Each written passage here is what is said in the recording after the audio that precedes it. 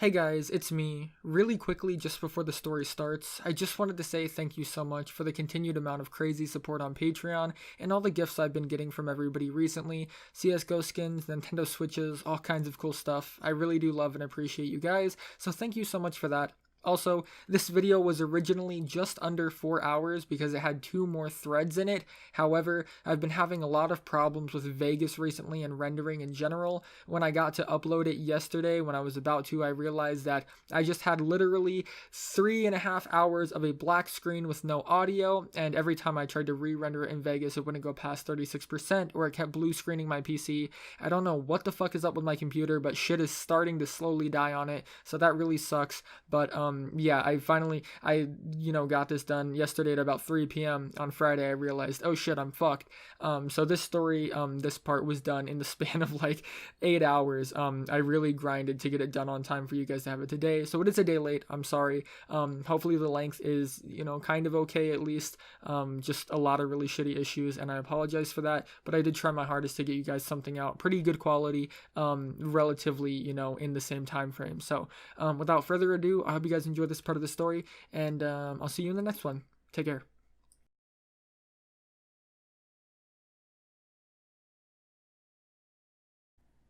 Day 2. I wake up to Raven, sleeping on my arm. It's nearly completely numb, like an awkward piece of rubber at my side. God damn, I hate it when that happens. I thought we had learned by now. I gotta shove my partner's arm under the pillow, or at least crook it properly. It's no big deal. I just roll her slightly to the side and wrap my arms around her properly. I don't even need to open my eyes. I could already tell from a peek that it's way too early to get up. The sun was barely lighting up the sky, and my body was telling me that I needed more sleep. But this goddamn arm is numb as hell. I can't feel anything. Gonna fucking tingle in a minute. My hands rest on her bare stomach, and I realize she's rather warm with my one feeling hand. Also not wearing clothes, and I'm not wearing clothes. I can feel my hard-on poking her in the bum. The fuck did you do last night, Raven? How much more of that bottle did you guys drink when I went to sleep? It doesn't matter to me. I'll get her to fill me in later. Probably after I wake her up. The way I want to wake her up. At least, that's what I was thinking. I slide my hand, the one I can still feel with, a little lower. She was warmer than she usually was. I chalked it up to the drinking. Raises your skin temperature if I remembered correctly. Fingers are playing the traveling game, tickling creases and valleys of her skin, then lower and lower. The familiar tangle of a bush I'm so used to the valley of nectar hidden in the jungle depths. Except the mountain spring was dry. There had been no rains this season, the drought causing the crops to wilt in their fields, the villagers suffering a severe famine. As principal rain god, it was my duty to... I feel like that euphemism got slightly out of hand. You get the point, though. I started playing with her, doing my best to bring her to a happy, good morning. It's not a violent effort. The trick with sleeping women is to be rather slow. There is a method. I teased her folds, dipping a finger around and into each one. I rubbed each of her lower lips, squeezed and pulled them lightly. I tickled the entire vulva, just with teases, until I could swear I felt goosebumps across her skin. I dipped just a bit into her wetness with a slick finger, and then used it to circle her clit. Slowly. All of it so very slowly. I was careful. This is something you have to do right. The major rule of a good morning wake-up is no penetration before the girl is awake. It's an important rule. You want them to get off right as they open their eyes. Anything before is wasted. Anything too late isn't a surprise. You don't want to give them that chance to prepare for the oncoming storm. All girls seem to go through the same steps of a wake-up, though. First, it's nearly nothing. Just you, them, and calm breathing from the both of you. Then, her body temperature changes, or maybe your body temperature lowers. Whatever it is, she feels warmer to the touch than you are. This lasts a couple of minutes as my fingers are doing the rain god's work and Raven is positively dripping. Then the breathing changes. It's nothing big. Each breath she takes gets slightly shallower, faster. You only notice because you're so close, paying so much attention just to her. Then comes a squirm or two. It's really up to you to decide if this means she's awake or not. But I didn't feel the appropriate amount of movements, so I figured she was close to getting off. I slowed my fingers down and repositioned her leg upwards with my other hand. It was kind of hard to do slowly. My hand was still numb, so she felt heavier than usual, and I had to do it very calmly to stop her from waking up. But I get the leg up, and I press myself forward, happily nestling my cock between her legs. No penetration, mind you. That's against the rules this early. I just nestle it across her. Her hair actually tickles. Man, I can't remember the last time this happened. I suppress a giggle and return my fingers to their duty administrations. She's soaking, and I'm pretty sure she's rather close, so instead of continuing like I had been, I change up the pace. I press harder, rub a little bit faster, I alternate speeds. This will be sure to wake her up. I press myself up against her, her head into my long hair, eyes closed. I savor the scent. Oak. It must be the fancy shampoo they had here after she took a shower. It smells lovely, and I'm lost in thinking that before I feel her legs shift. They open wider. She's awake. I plunge 2 fingers into her, use a trick with my thumb to rub her clit just a tad at the same time. Within seconds of waking, I had her writhing. Her legs squeezed together, trapping my hand and my hard-on in a vice. Little shakes and spasms crossed the entirety of her back. Her breathing was harsh and uneven, each breath a gasp of surprise. Then was a squeal. A rather un-Raven-like squeal. It means I did an amazing job. She was usually quiet. But I always expected gasps and whispers of appreciation, but when I made her squeal, I know I did it very, very right. I smiled to myself. She had to be in a great mood all day from this. I guess I should take my reward now. I pulled my not-so-numb hand up to her chest, cupped more than a handful of tender flesh. I pulled my crotch back and repositioned myself at her entrance. I felt her tense up instead of relax, which was weird. It made me second-guess myself. I froze, which meant all the details caught up. I exhaled dejectedly. That was it. The end of me. I'm fucking doomed, in a load of shit I'm never going to escape from. It's only the second day, and I'm not going to make it out alive. I've made a terrible mistake, haven't I? Raven didn't have more than a handful of chest to grab. I should have known, really. I knew Raven. I knew all of Raven. This girl's skin was a different texture. She smelled like soft oak. She breathed differently. Her curves were in the wrong places, and her butt was slightly bigger. And she was just a bit taller. Even her pubic hair was a different texture, softer and less thick. I should have been able to tell just from the way she was lying across my arm when I woke up, but I didn't. I retreated my hands to safer positions. I had a rough idea of who it was. At least I hoped I did. I was formulating battle plans in my head, eyes still screwed shut. Neither of us are moving, even though I know she's awake. If I had realized before she was awake, I would be fine. I could have escaped, but I just gave one of these 3 girls a very good morning. My plans were as follows. If it's glasses, I'm probably fine and won't be dead. I'd beg her to pretend it didn't happen and she'd hold it over me until she managed to seduce me again. I really didn't want that. Still, it would postpone death. I could live with that, temporarily. If it was Gadget, it would be tricky. My best bet would just be say, I thought she was Raven, and ask her to keep it a happy secret between us. I didn't have another plan if she didn't accept that, but she was rather loyal, so I hoped it would work. And Freckles.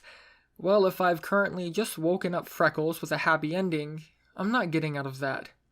Losing my balls, going to jail, or dying, one of the 3, no matter what. And if it's Freckles, I'll just hate fuck her and hope I can make it good enough to escape. There really are no other options. I squint my eyes open to check the hair color, praying it's not red. It's worse. I squeeze my eyelids back closed.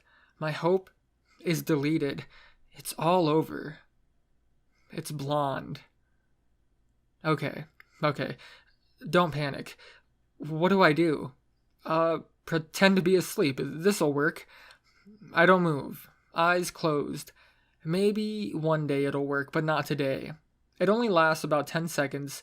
She rolls over to face me. I can feel hot breath on my cheek as she speaks. Did we, last night? It's a breathless whisper, but I feel every breath. I open my eyes to meet hers, piercing sky blue, staring directly into mine. I can read all of her emotions. Resignation, curiosity, and then something else. Like hope, but not exactly. I see a way out of this, though. Blondie was going to blab to everyone. There's no way she wouldn't tell. It wouldn't be mean or intentional. She would just get excited and let it slip. She did that far too often. And it's not like she would keep a secret from me anyways. Unless I could make her feel guilty and embarrassed for what happened, and she wouldn't ever mention it. The smallest chance of her not ruining my life. So I took the chance. Probably, yeah. Her eyes widened. Surprise. Maybe a bit of a smile on her face. She breaks it with more whispering. So, then... And she stops. I watch her nose scrunch up and her mouth tilt to the side. An obvious, wait a minute, thinking pose. No, we didn't, jerk. Fuck. Her eyes darken, her mouth curls, and she's angry at me now. Bluff called. I guess she remembered. She actually remembers everything. She recites her version of what happened last night, down to the tiniest detail, everything after the ecstasy kicked in. She knew what each of those guys was wearing, how many steps they took, everything she said and everything they said. She said I got cut by the guy's knife. I double-checked my side. Nope. Even what flavors of ice cream there were when we finally stopped running. She wasn't scowling anymore, or angry at me. I hoped she was thankful I risked getting slightly murdered to get her away from them. I asked what she was thinking, why she was doing it, and she just gave me a blank look. She couldn't remember anything she was thinking. At all. Just what happened. Weird. Not really. We're pretty sure she was given some mixture of MDMA and a beta blocker or Adderall. Really fucking dangerous before you even think of trying it. But the point was to make her feel good and not think about anything before doing it. She continues to descriptions of shops we drove by and the details of the people in the hotel lobby she was giggling at.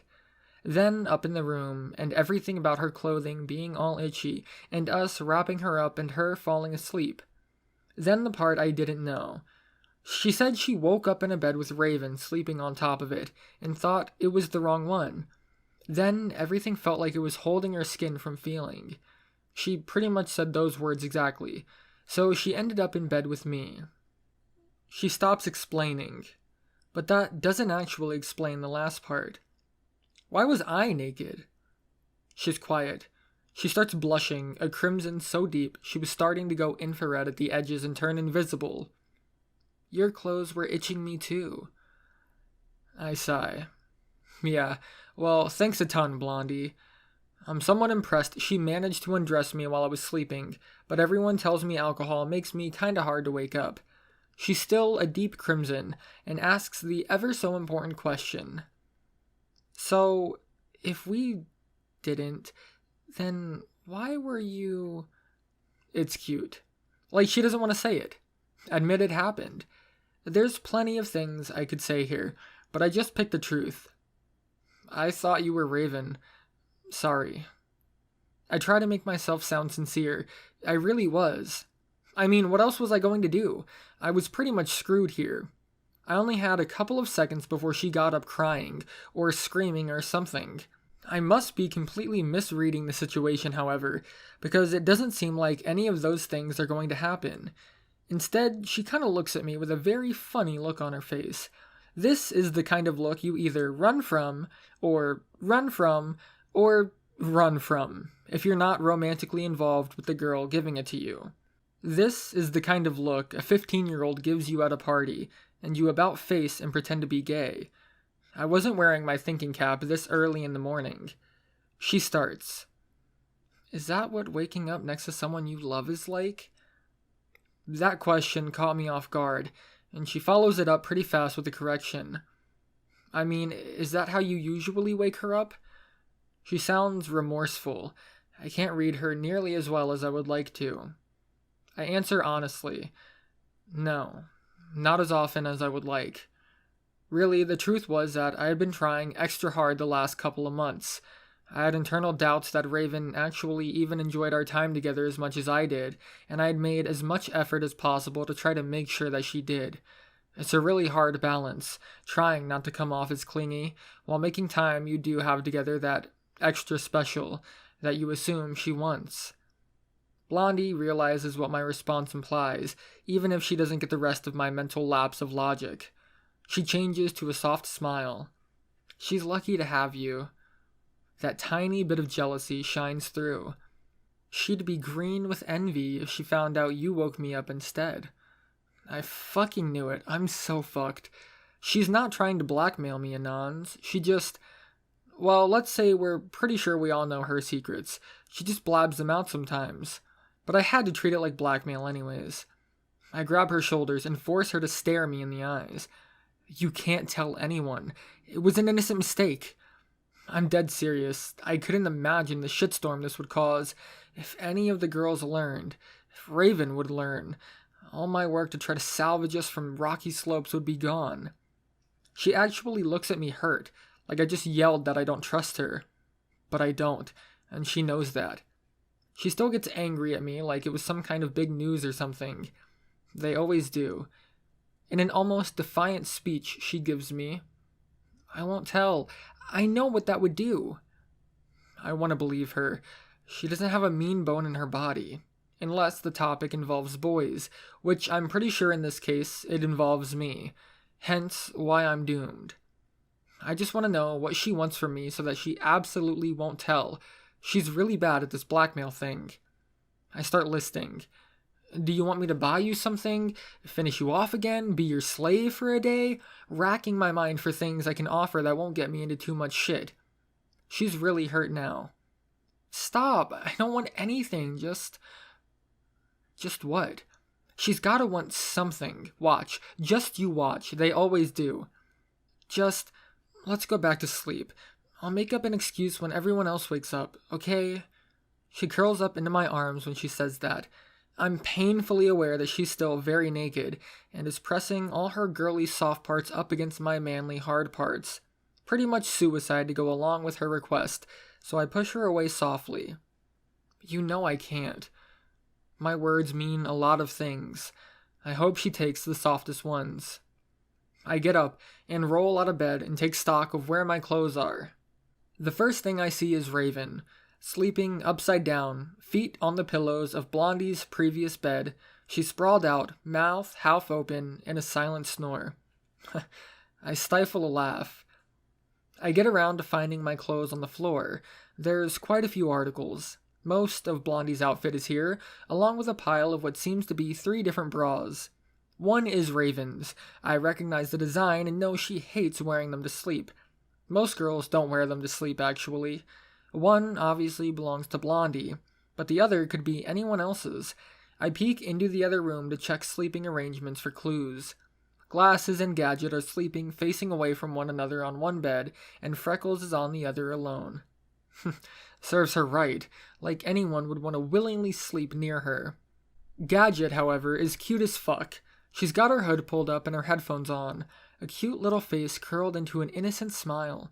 I squirm a little, almost anime style. This is so fucking cute. Only person I know who can go to sleep listening to music. I've tried. I can't do it. Her brain just operates on a higher level than everyone else's. I swear. I sneak away and find my underwear and pants, and no clue where my shirt or jacket are. It takes a bit of searching to find them on the other side of the room. God damn it, Blondie. I pick them up and start to put the shirt on, and then I stop. It's got a huge gash down the side, and so does the jacket. Holy fuck. What the hell happened? I remember Blondie said she thought the guy cut me with the knife. He got that close? I turn around and she's still watching me without any expression on her face. I show her the cut in the shirt, pointing and grinning like a fool. She doesn't smile. It's more of a full white mask, with wide eyes as all the blood drains from her cheeks. I mouth, "You owe me," and she doesn't even move. This is good enough for guilt. She won't tell. Fully clothed, I grab a big pillow and lift Raven's head up and place it under. Then I wrap the blanket around backwards, slide in beside her, still upside down, and wrap us up and hold her close, as if the harder I squeeze, the more of what I just did goes away. I actually don't sleep. I'm pretty sure I can feel Blondie's eyes staring at the back of my head the entire time. I just pretend to be asleep when Raven wakes up. She has to pull out a crowbar and pry me off, but I blink my eyes a couple of times and catch a smile. I did good, I hope. She tries to escape off the bed after prying me off, which I stop by grabbing her ankle, and rather forcibly dragging her back, hand over hand through squirming and kicking until she's back beside me. Then I hug her again. Tight. A warm, loving, head-over-shoulders embrace. Then I release her. Okay, you can go now. Like I said, I had been trying extra hard these past couple of months to make any time spent with her special. In my mind, it was working. She let out a squeak, though, and the good old fall back when women want to pretend they aren't embarrassed, in a good sort of way, by what you've just done. If you squeeze any harder, I'm going to pee. Me too, Raven. Me too. She heads to the bathroom, and I rummage around in our bags for the proper Ziploc bag of toiletries. I show up and start brushing my teeth, admiring the bathroom as she tinkles away with utmost concentration. I don't know when this stopped being embarrassing for either of us, but it happened. I don't even peek. She just gets up and scooches me out of the way and brushes her teeth too. No romance. Teeth must be brushed first before kisses can happen. Except she just leaves, and I don't get a kiss when she's done. Aw, that's why I was here. Oh well, I need a shower. I offer a joint ops mission, but the female squad leader refuses and says she's good. Alright, I throw together some clothes and slide into the bathroom and begin to close the door behind me, when I'm stopped, with a foot in the door. Raven? Yes! I follow the leg upwards. Girl. I wouldn't mind. Oh no, it's definitely not Raven, it's Glasses. I don't have time to react before she shoves me inside and locks the door. Oh no. Raven, please help. It's actually not as dramatic as I make it sound, because I kind of slip around her and open the door and peek out at Raven and make puppy dog, please help me eyes. I'm not going to take a shower with Glasses without her knowing I'm completely against the idea.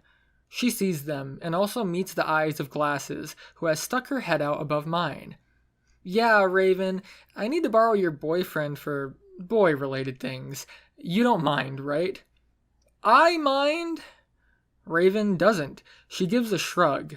Probably trusts Glasses. I don't. I'm trying to silently tap SOS on the bathroom wall, but I get grabbed by my collar and dragged, kicking and screaming, back into the bathroom. Now it's as dramatic as I made it sound. As Glasses stands between me and the door and grins her evil grin, eyes flashing a crimson amber for just a moment. Then it's gone. I gather up as much willpower as I have left and turn away from her and start undressing. There's just enough to survive a shower if I ration it over the entire thing. I know she's probably already naked behind me. God damn it, Glasses. I get to my underwear and I stop. Glasses asks me, "What are you doing? Put these on." I turn around. She's holding out my swim trunks, and she's wearing a two-piece bathing suit. Rather loudly, she announces that it's new, and she wants my opinion on it. This is a far more innocent premise for a shower than I initially thought. She gets a flash of my butt as I changed. Then I'm clothed enough and shower can commence. It's actually rather innocent. I pass her the soap. She soaps up arms, legs, non-perverted things. I wash my hair and she washes hers. Normal shower stuff.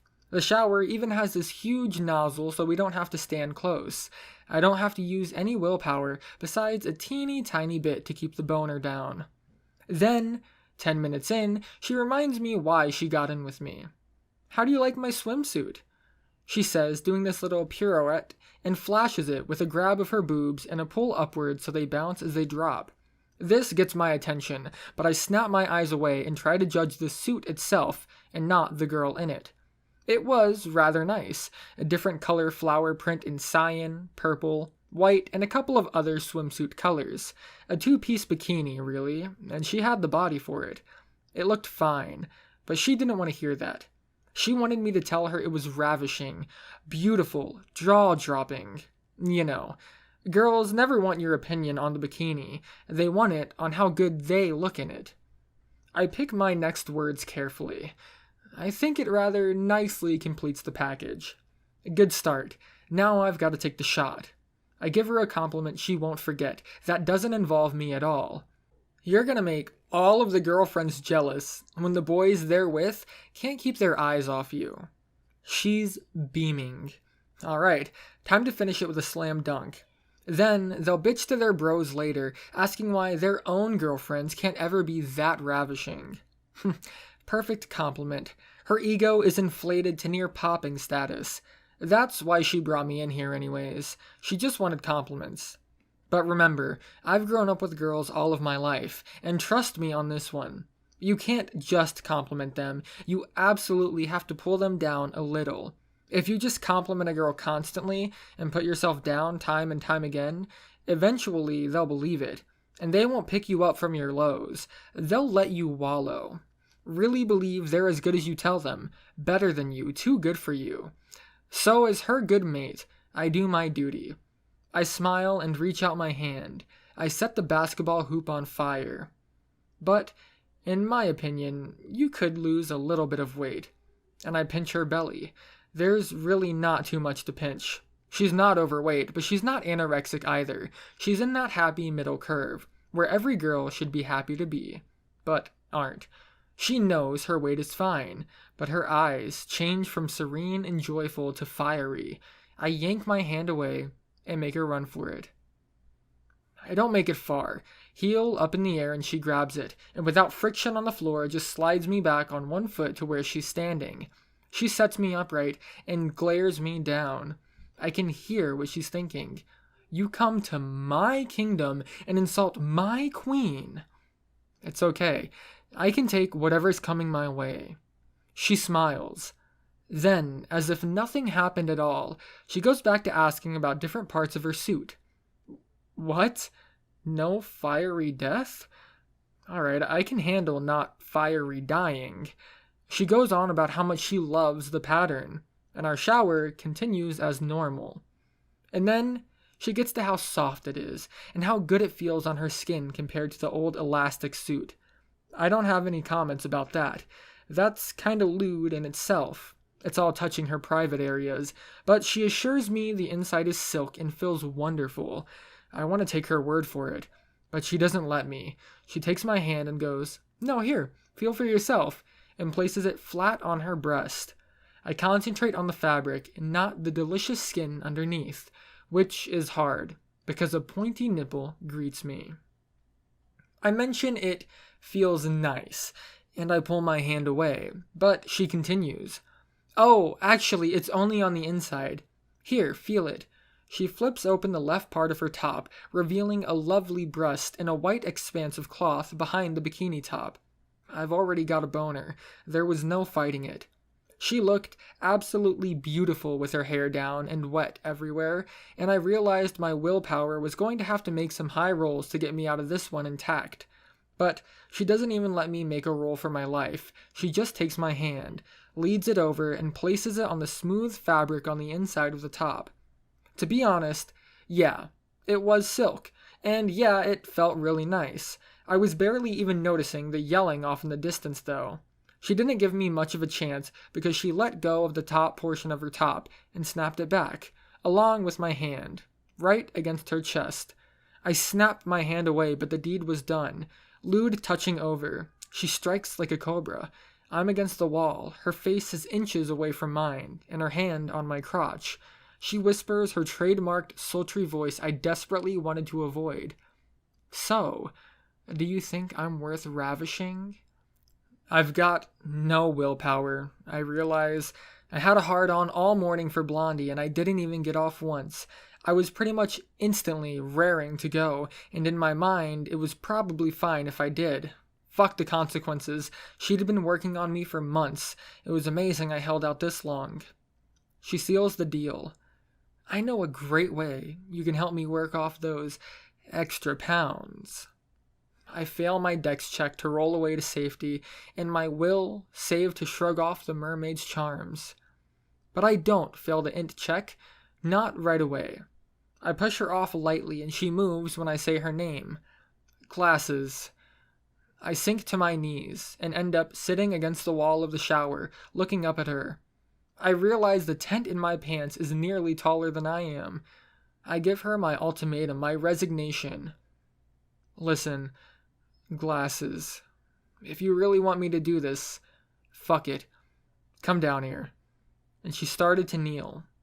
But I mean only if you really want me to just ruin this entire thing right now. You've been trying to get me to cheat on Raven for like half a year now. I'm just shrugging the entire time. I feel like shit, but whatever. It's better she hears it.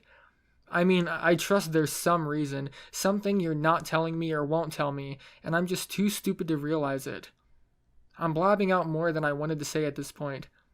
But seriously, if we're just gonna screw around behind our best friend's back, fine, let's fucking do it. I'm just kind of at that point. That was my break. I was done fighting with this stupid shit. She doesn't seem to have kneeled over, however, just staring at me. I don't really see her eyes because of the glare of the light, but she kneels down. She's actually got a ridiculously solemn and serious look on her face, like she's going to break the news that one of my relatives had died. That's another face you should always run away from if a girl makes it at you anons. She's got an awful sad look on. I don't want whatever news she's about to give me. Listen, there's something I have to tell you. Those fucking words. That yelling in the background had a perfect dramatic entrance as banging of multiple women seemed to have arrived on the door. Hey, I want to get opinions on my suit too. I think it's Gadget. You know, you have to say mine looks the best. Obviously, Raven. As is usual, my max luck rolls save the day. Glasses stops. It's not my place to tell you anyways. And she leaves to open the door. Bad news averted. I can pretend it's not a thing, right? Nothing is wrong. I repeat, nothing is wrong. I can't hear you. Part of my mind that's got horrible doubts, or you, Anons, telling me that everything's going wrong. I can't hear anything. I get greeted by the other two girls as the door is opened. To say swimsuits is kind of pushing it, because Raven is wearing a one-piece with a t-shirt over it, and Gadget is wearing a t-shirt, what looks to be a one-piece top, and boys' swim trunks down below. God damn it, you guys. They still seem to think the choices are valid and demand compliments, though, as they join us in the shower and start posing. I've devoted half my mind to loudly whistling Dixie, and the other half I go through the motions of empty compliments. They notice. Raven pokes me a couple of times and asks what's wrong. Nothing, I squeak, and try to pay full attention to her. Wait a second. You've got fucking pads underneath your shirt. I tackle her and wrestle them out from under the suit. As I thought, my hands contact the same silicone pads she used to try to look older in a bra. I swear to God, Raven, I like your chest. Why do you always try to make it look sexier when you know I like you the way you are? I realize that actually came out as an accusation. I don't think she notices. She's just giggling and fighting me back, trying to wrest them away and put them back. She wouldn't need them if they were for me. The whistling gets louder, humming this time too. I enjoy the tickling, wrestling, and squirming we seem to cause as I try to get her to at least take off her shirt. She swam with me all the time without a shirt on. There was no big deal besides her chest envy. Gadget is onlooking with an air of entertainment and a slight bit of worry. I see her eyes catch mine. You better not try to take mine off too. But it comes with a smile, either a challenge or she's laughing at how I've pinned Raven into a tickling embrace. I smile back. Nah, that's the most of your skin I've ever even seen. Then I grin, partially from Raven's fingers digging into my ribs, and partially because I find what I'm going to say rather funny. But you sure have some nice legs. She blushes, 4 feet into the air, and hides behind glasses. What is with these girls and self-image issues? I manage to pin Raven in the corner. I've got her arms and legs. She can't move. I go in for a kiss, and she dodges. I go in for another. That's another miss. 3rd time's a charm.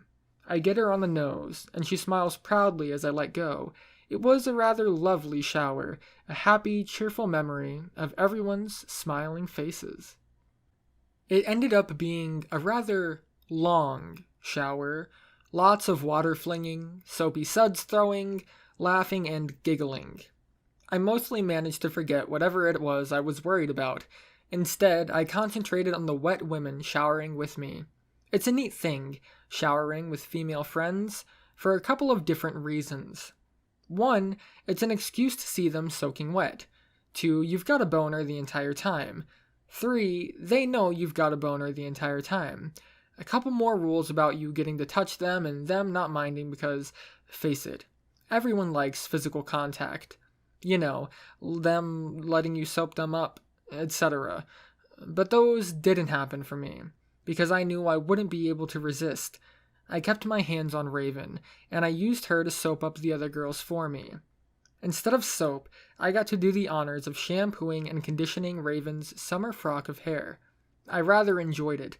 First, you lather it up into a bun atop her head, my fingers scratching and massaging her scalp as she purred like a kitten. She always loves my nails on her scalp. I swear, she's just a big cat. Then I forced her under the stream of water, and she scrunched her eyes up tight as I made sure all of it was gone before she opened them again. Her hair gets that sticky consistency when you've successfully washed away all the oils and you can feel the friction of every strand on your fingers. Then the conditioner, which is slippery and brings it right back to being silky again, as you scrub it in and absent-mindedly massage it for 5 minutes as you let it sit. You know how to get her hair all silky smooth? Well, on the back of the bottle it says, lather, rinse, repeat. I repeat. I took my time to think about it. I was lovingly washing the hair of probably the most important person in my life. It seems boring, but I can't state how important it was to me, and it wasn't even sexual. I was just giving her attention and care. That whole make her feel special plan I'd been working on. I took every detail into account. The texture of her skin, the curve of her shoulders, the sounds she made, the way the water cascaded down her back, the way she relaxed into my arms. I made it all an important memory in my mind, and hopefully hers too. Something I always feel is important to every relationship. Non-sexual physical contact. It's sometimes better than anything else. It made me feel strong, responsible, like I was caring for the girl in my arms, the subtle message that she could trust me, that I would always take care of her. It's an interesting feeling. I assume it comes with all serious relationships. Self-importance a little bit. That image that you matter to someone else. The same thing for them. That they matter too. Not like your parents telling you they love you. This is tangible. You can feel it when it starts. You can almost measure it. You care about everything they do. You get mad at the things they get angry at. You listen to every story they tell you like it's the most important thing. Even if you don't care, you still listen. The most important part is that the person you're holding in your arms matters to you. Not in a passing manner. It's just the way I always describe what feeling love is really like. What the easiest measurement of loving someone really is. It's giving them the keys to your heart, investing all of your thoughts, emotions, and feelings into them and for them, giving them the power to hurt you worse than you've ever been hurt before, and trusting them not to. Glasses left the shower first, said she was getting wrinkly, and vanished into the other room. I had finished the conditioning part of Raven's hair, so I went in for a real kiss. I figured Gadget wouldn't mind. I didn't get to find out if she would or not, though, because Raven dodged my kiss and gave me a blank face, fluttered her eyelids, and left the shower. She even closed the door behind her. I turn around to look at Gadget. I have a terrible boner. I'm hot and bothered. I try to make it a, I'm going to ravish you and there's nothing you can do to stop it look, but it comes out as a pouty face. I'm actually not in the mood. I really wanted that kiss. Gadget was smiling, and now she's not. She gives me a pout in return, lip curled under perfectly. I forgot to mention how cute Gadget was. Probably the only time any of us were going to see her without her trademarked outfit. She had deceptively long hair, always had it hidden in a hood with just the bangs showing, but here you could see it. It was down to mid-back. It was dark brown, almost black in the water, but she had reddish streaks in different places. I never asked if it was natural or if it was highlights, but they were usually hidden, so I didn't see how it was the latter. I wouldn't put it past her on the former, though. She had her mysteries. If her skin color was exotic before, it was breathtaking now. Coffee with lots of cream was everything she left uncovered, but as you traveled up her legs, it got lighter and lighter, with hints of caramel mixed in. But that ended at about mid-thigh, where the shorts started, and her t-shirt stopped me from getting more than 2/3 up her arms with my eyes. This was as much of her skin that I'd ever seen, and frankly, if I was in a better mood, I would have wiggled into being able to see more. She didn't catch me staring because I was pouting, though. Try it sometimes. It works. I caught her eyes, and she offered up a conversation. Did you figure out why she's so back and forth with you yet? It was kind of obvious that Raven and I weren't as lovey-dovey as we should be, or as I wanted us to be at least. But Uncle Gadget was also my secret confidant. I told her all about our relationship troubles, or the ones I thought we had. I shook my head and caught her eyes again. I don't know if I ever described Gadget's eyes properly. They were 3 colors. Greenish blue on the outside, yellow next, and then brown in the very middle. Really, that's what hazel is in eye color, but everyone always thinks that's brown. They were really cool to stare into. My second favorite pair of eyes in the world.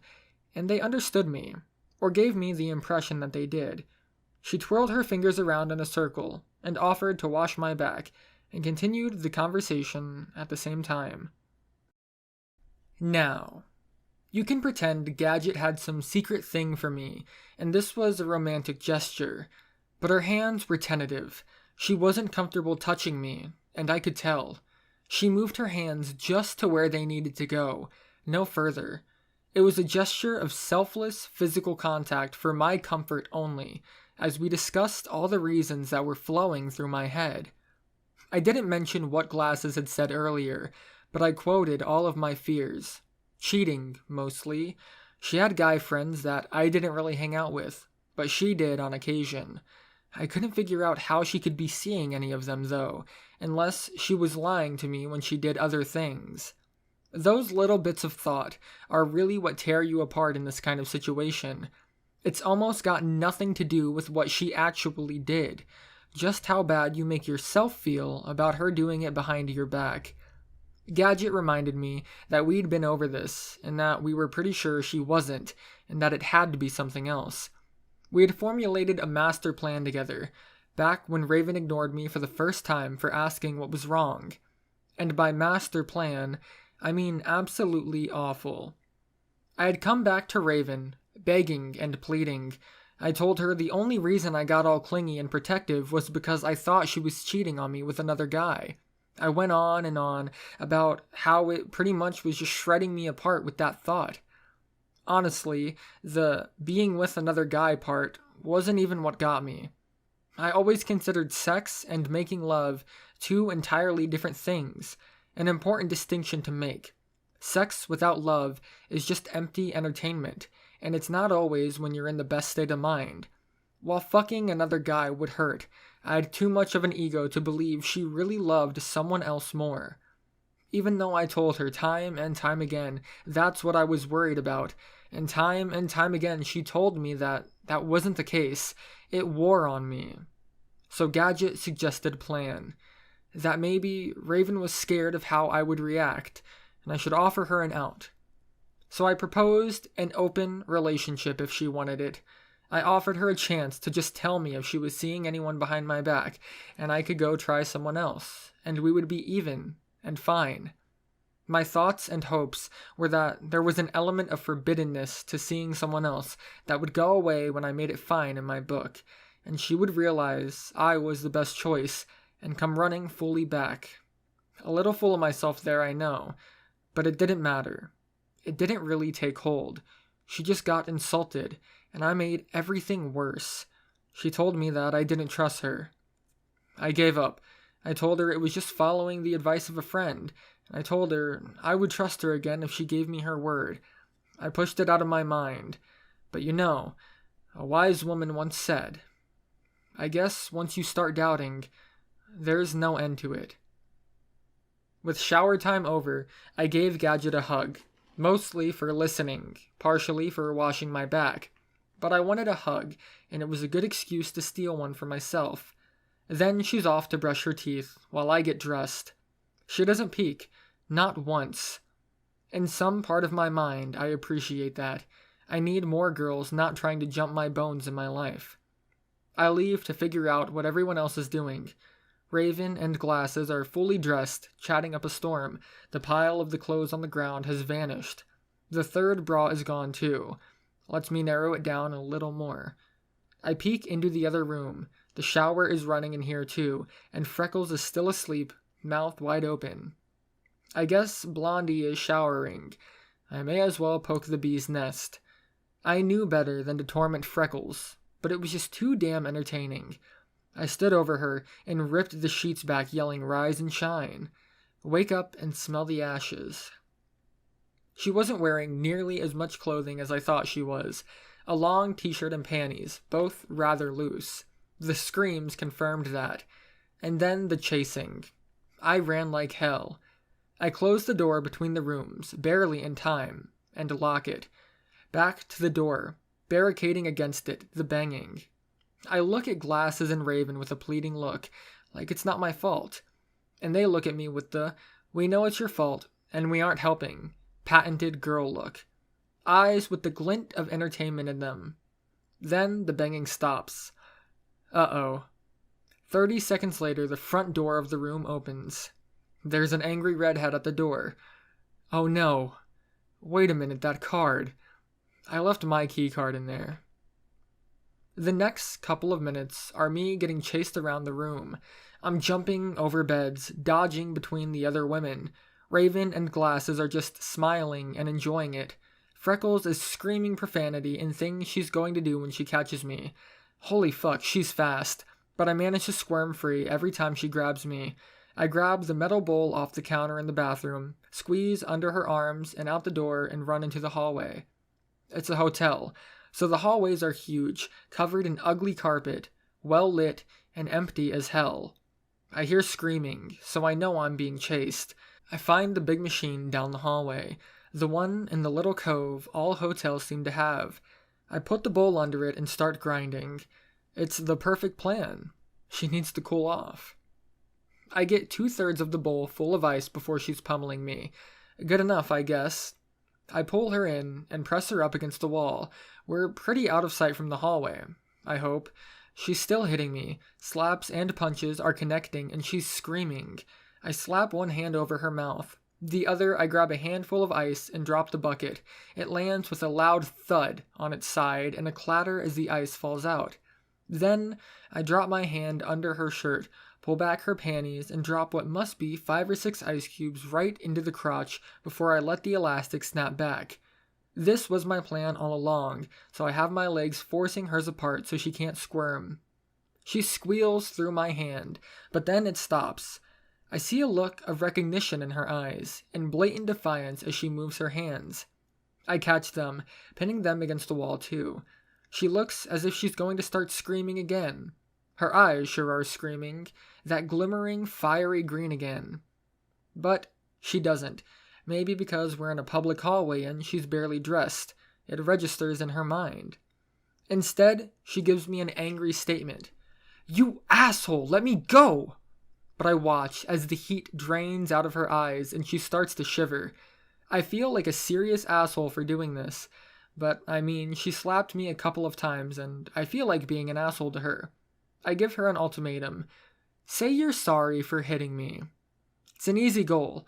I'm sure she can do it. I'm firm. I stare her in the eyes. Still, that quiet defiance. She starts trying to squirm, and I can tell it's freezing. I'm still stronger. She won't get out of it that easily. "No, you pig! You're hurting me!" She was shivering now.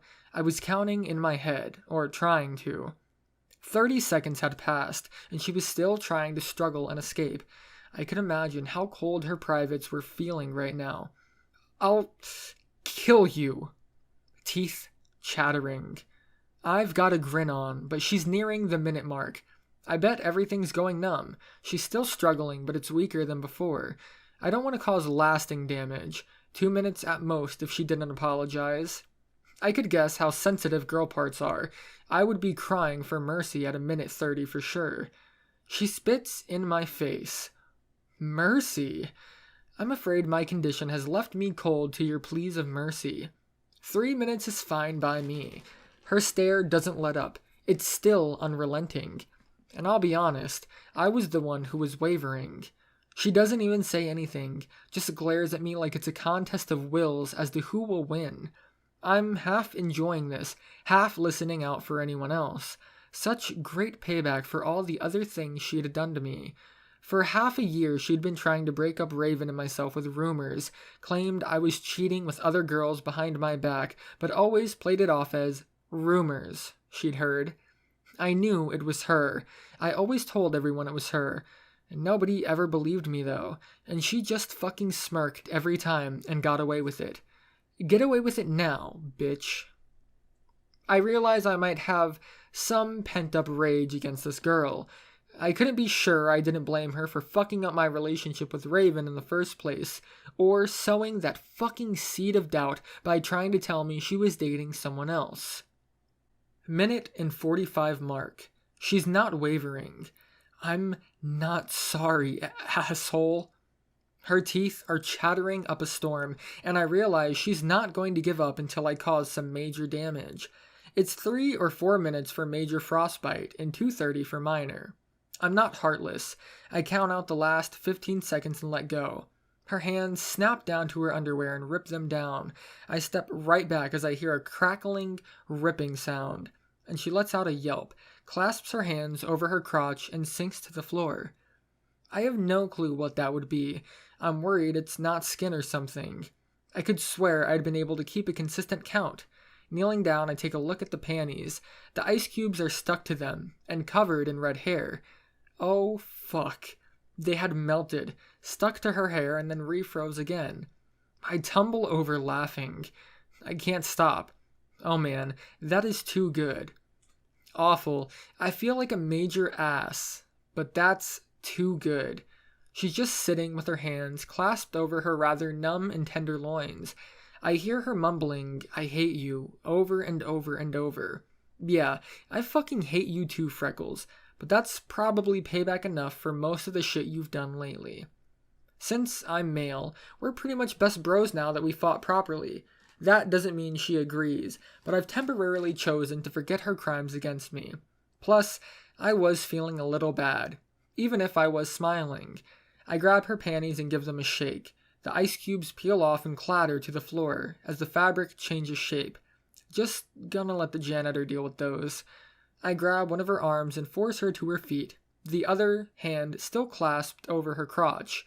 She complains the entire time, screaming, "Don't touch me," and "I hate you," both back to full volume. I guess that's the way the cookie crumbles. I ignore her compliments and tell her to lift her leg up, which she does surprisingly enough.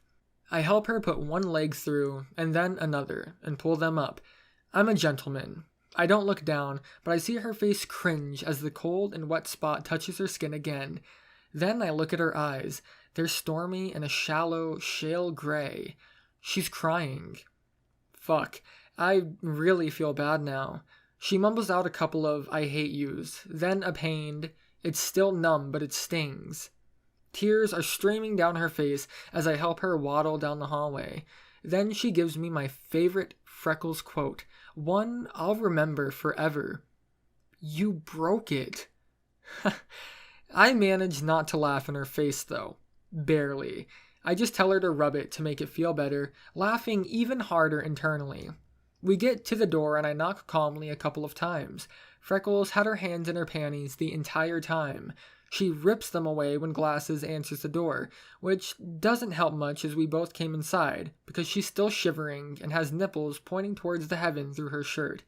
I just informed the two other girls, I'll tell them later, and shove Freckles into the bathroom and close the door behind me. She's instantly got her hands back in her panties, and I'm worried I did far more harm than I intended. That's not all I get. I also get a, fuck you, get out, and I'm going to kill you. Yeah, we know. I turn the sink to hot, and grab a small towel off the rack and put it in the basin. Then I turn around and demand she takes off her panties. More screaming about me being a pervert, some things about me being gay, a couple of words about the size of my penis, and I think she says my nose is ugly. I just rip her underwear down. She screams about bloody murder rape. God, I think the entire floor of the building can hear her. The girls outside are laughing though, and I'm really glad. They would really complicate things if they believed her. I don't give Freckles a chance to bitch at me or start hitting me again. I grab the washcloth, which is rather hot now, and then just slap it onto her crotch and hold it there. She stops yelling, squirming, everything, even relaxes a little. I start talking. I point out I know about all the nasty shit she's done against me. I point out I've been trying to be nothing but nice to her and she's just attacked me and hit me multiple times in 2 days. I point out that she's going to have to man the fuck up and put up with me if we're going on this trip, and I point out that I feel like she deserved everything I just did to her, which she starts to respond to with the beginnings of exceptionally angry words. But I stop her. I'm sorry about the hair. I didn't mean to do that. She stops, and she's crying again, blubbering even, goes back into her generic feminism speech bullshit. You're disgusting, all men are the same, blah blah blah. Yeah, whatever. I interrupt her with first order of business. Yeah, okay, I got that already. Do you want me to take a look down there, or should I get another girl? She growls at me through gritted teeth. What do you think? Ah, fate, why do you tempt me so? I don't give in. I place her hand on the washcloth and call for Glasses. She shows up with a curious but worried look on her face. Yeah, this'll be fun to explain. I whisper the gist of it in her ear, and she gives me a look. A beautiful mixture of, what the fuck, and are you sure that's what happened? I just nod, and she vanishes into the bathroom to do a girly part checkup. I sit silently down on the bed next to the onlooking listeners, Blondie and Raven. They give me another look. Juicy details, please. I make it short. I shoved ice down her panties, and I think we're better friends now. They mirror the look Glasses had earlier. Today is going to be a great day. Nothing too interesting happens for the rest of the morning as we get packed again. Well, not after Glasses comes out of the bathroom, shaking her head sadly and going, she's not going to make it. To the tune of giggles from everyone else. Miss Fire Crotchety was fine, though. I'm not sure peace was ever an option, but at least we understood one another better. Maybe. We packed up and got the room sorted out, did all the usual things you do when you leave a hotel room, stole all of the freebies, and Raven complained she couldn't find her hairbrush, Glasses, her makeup case, and Freckles claimed I'd stolen her underwear. Gadget just pointed out we probably put it in someone else's bag, and we'd find it later. So, normal room leaving things with women, if you haven't ever done it, and we were back in the car before 10 o'clock. Everyone was starving, so we got some Goodbye Vegas junk food, and we settled on our final seating order for the day. Freckles was driving, Glasses and Gadget riding in the back, Raven shotgun, and Blondie and myself in the middle. Blondie went through a small retelling of her events that previous night. She skipped out on the stabbing parts, or the embarrassing parts about being damn close to raped in a car somewhere, which meant I wasn't really going to get any hero points with the group. Technically, I got bad guy points for losing her in the first place. Yeah, such is the Storybro life. I still got some serious points with Blondie though. She made it clear with a whisper of, "Thank you," twice. A mixture of actual appreciation and a tad bit of sadness in her voice. I was sitting next to her for the next however many hours. Might as well keep her in a good mood. I whisper back in any time. Hopefully she takes that for the saving from kidnapping and not the other thing. She blushes. God damn it.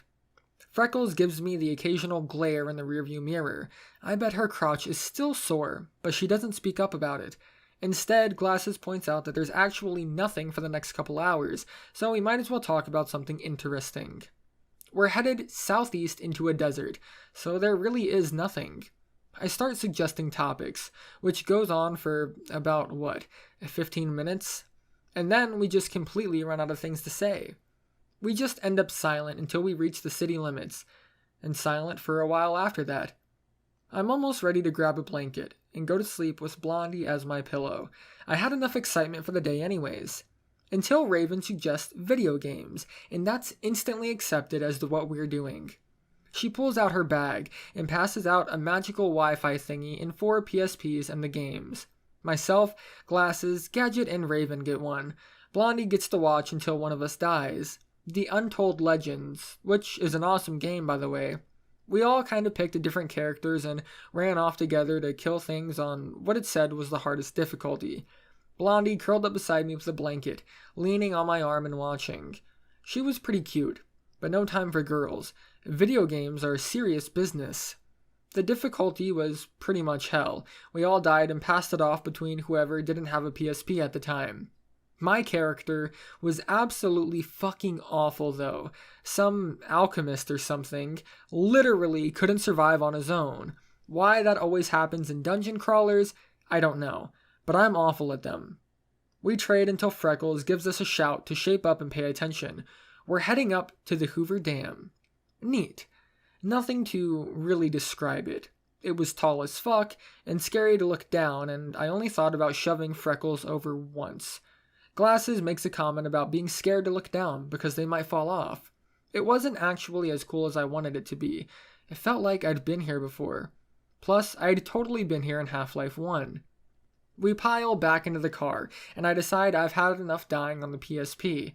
I curl up and use Blondie's shoulder as a pillow, with her permission, and catch up on some much-needed sleep. Except, I'm awful at sleeping in cars, so I just close my eyes and listen to the sounds of the car for a while. The various exclamations as girls beat different things to a bloody pulp, the cheers for cool loot drops, or the bickering between who should trade what to whom. I stay pretend sleeping until Glasses gives a cry of dismay as the PSP does its blinky light thing and they realize they forgot to charge it all the way. Then everyone else stops. Go-Go Gadget saves the day with a car charger, but there's not enough juice to start up again yet. I assume they'll talk about something interesting while I'm sleeping, but they never do. It's just another couple of miles before the blanket shifts, and I realize Blondie is fully under it too. Then I feel her hand slide over across my pants and land at the waistband of my jeans. It slowly starts sliding down, and I grab it calmly. She jumps, an inch or two in her seat. She didn't expect me to be awake. I get a whispered excuse. I just wanted to return the favor. I don't stop pretending to be asleep, but I return her hand to her own lap and then above her waistband. I slide her own hand into her pants and press it down firmly and move it in a small circle. She's completely hidden by the blanket, so nobody can see. But I whisper back, "Keep your hands to yourself." This is going to be a long ride indeed.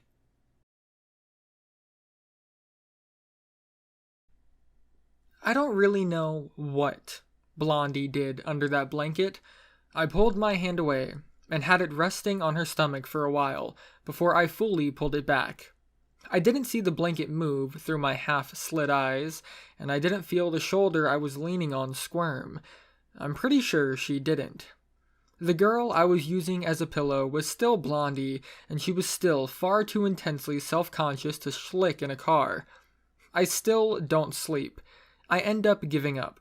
It becomes one of those cat naps instead, where you lie down, close your eyes, and don't ever drift off, but you feel better when you finally open them again. No amount of decent time had even passed. Chatter had died down to a couple attempts at 20 questions. But 20 questions is only fun for about 10 minutes before we appropriately guessed sand for the third time. There being nothing out here was an understatement. It was us, the other cars, the road, shrubs, mountains, and nothing. If you ever plan a car trip to Vegas, remember, there's absolutely nothing for miles and miles. Really, just fucking nothing. I pretend to wake up. I gotta put on a show. To everyone else, Blondie and I haven't got along for years. Her letting me sleep on her was probably sketch. I'm either paranoid or completely right in thinking that the other girls are going to notice something's up, and I try to fix it. I do that fake yawn thing and wrap my arm up and around Blondie's shoulder to pull her closer. The good old trick you use when you want the girl to know you want to touch her, but don't have the balls to just do it. AKA, it's not sneaky at all, and everyone in the car who was looking forward, Gadget, Glasses, and Blondie, saw it happen. It was part of my master plan. I've pretty much never had a master plan go the way I want, and this was no exception. Nowhere close to what I wanted. I end up sitting there with my arm around Blondie, and she doesn't say a peep. She doesn't shrug me off, doesn't say anything. She even scoots slightly into the crook of my arm, and I feel like a mama bird protecting my youngling. All the girls are looking at us, just not Raven yet. God damn it, Blondie. I whisper to her, best I can without anyone noticing, "You're supposed to hate me." I'm trying to be quiet. I don't know if I can convey the proper meaning, but I see a tiny glimmer of understanding in the eye I could see. A little flash from blue to white to blue again. She was always clever. I never understood blonde jokes around her.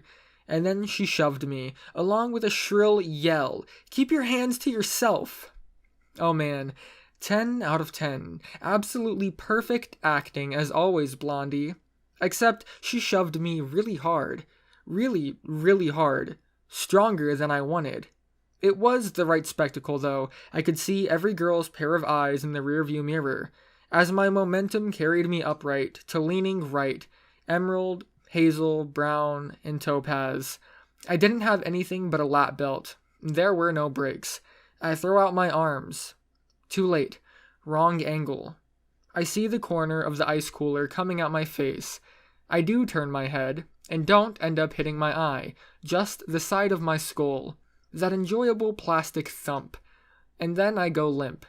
I always forget that part. How did the blonde try to kill the bird? By throwing it off a cliff.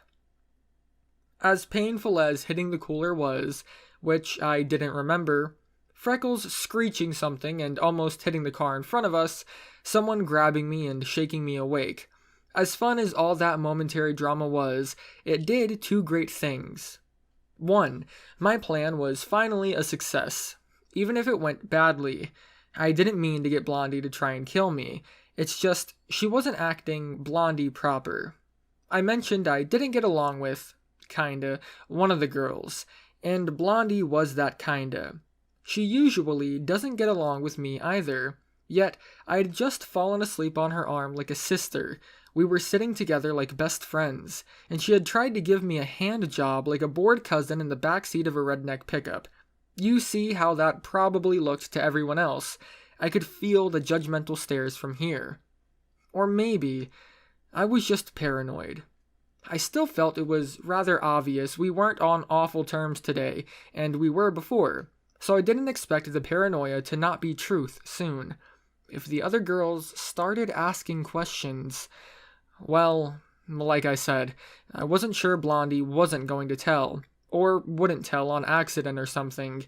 Maybe she would tell the drug story and get carried away into the morning after, and I couldn't have that.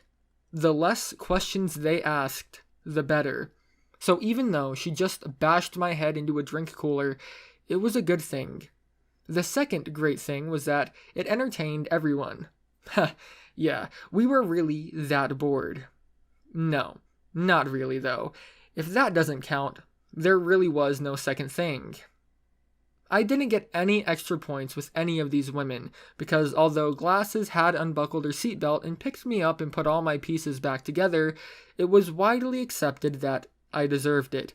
And Freckles nearly crashed the car, and for some reason, I was in deep shit for that, and not the girl who shoved me.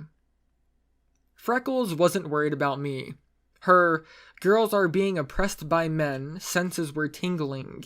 It's scary how real those things are. Like she was on edge the entire time I was in the car, and Blondie yelling with me next to her instantly meant that I was at fault. I've stopped questioning girl logic. I just accept it. Humpty Dumpty with his pieces back together, the car righted itself along with everyone inside. I get a hushed apology from Blondie before she crosses her arms, gives a and turns the other way. I suggested swapping seats, and Blondie agrees. Perfect. I'm about to suggest I swap with Glasses, but Glasses offers to swap first, with Blondie. No. And Blondie agrees. Nope. I throw the blanket up in the air as a distraction, but mostly just throw it over myself and Blondie again. I snake my hand under, a firm grip on the back of her pants.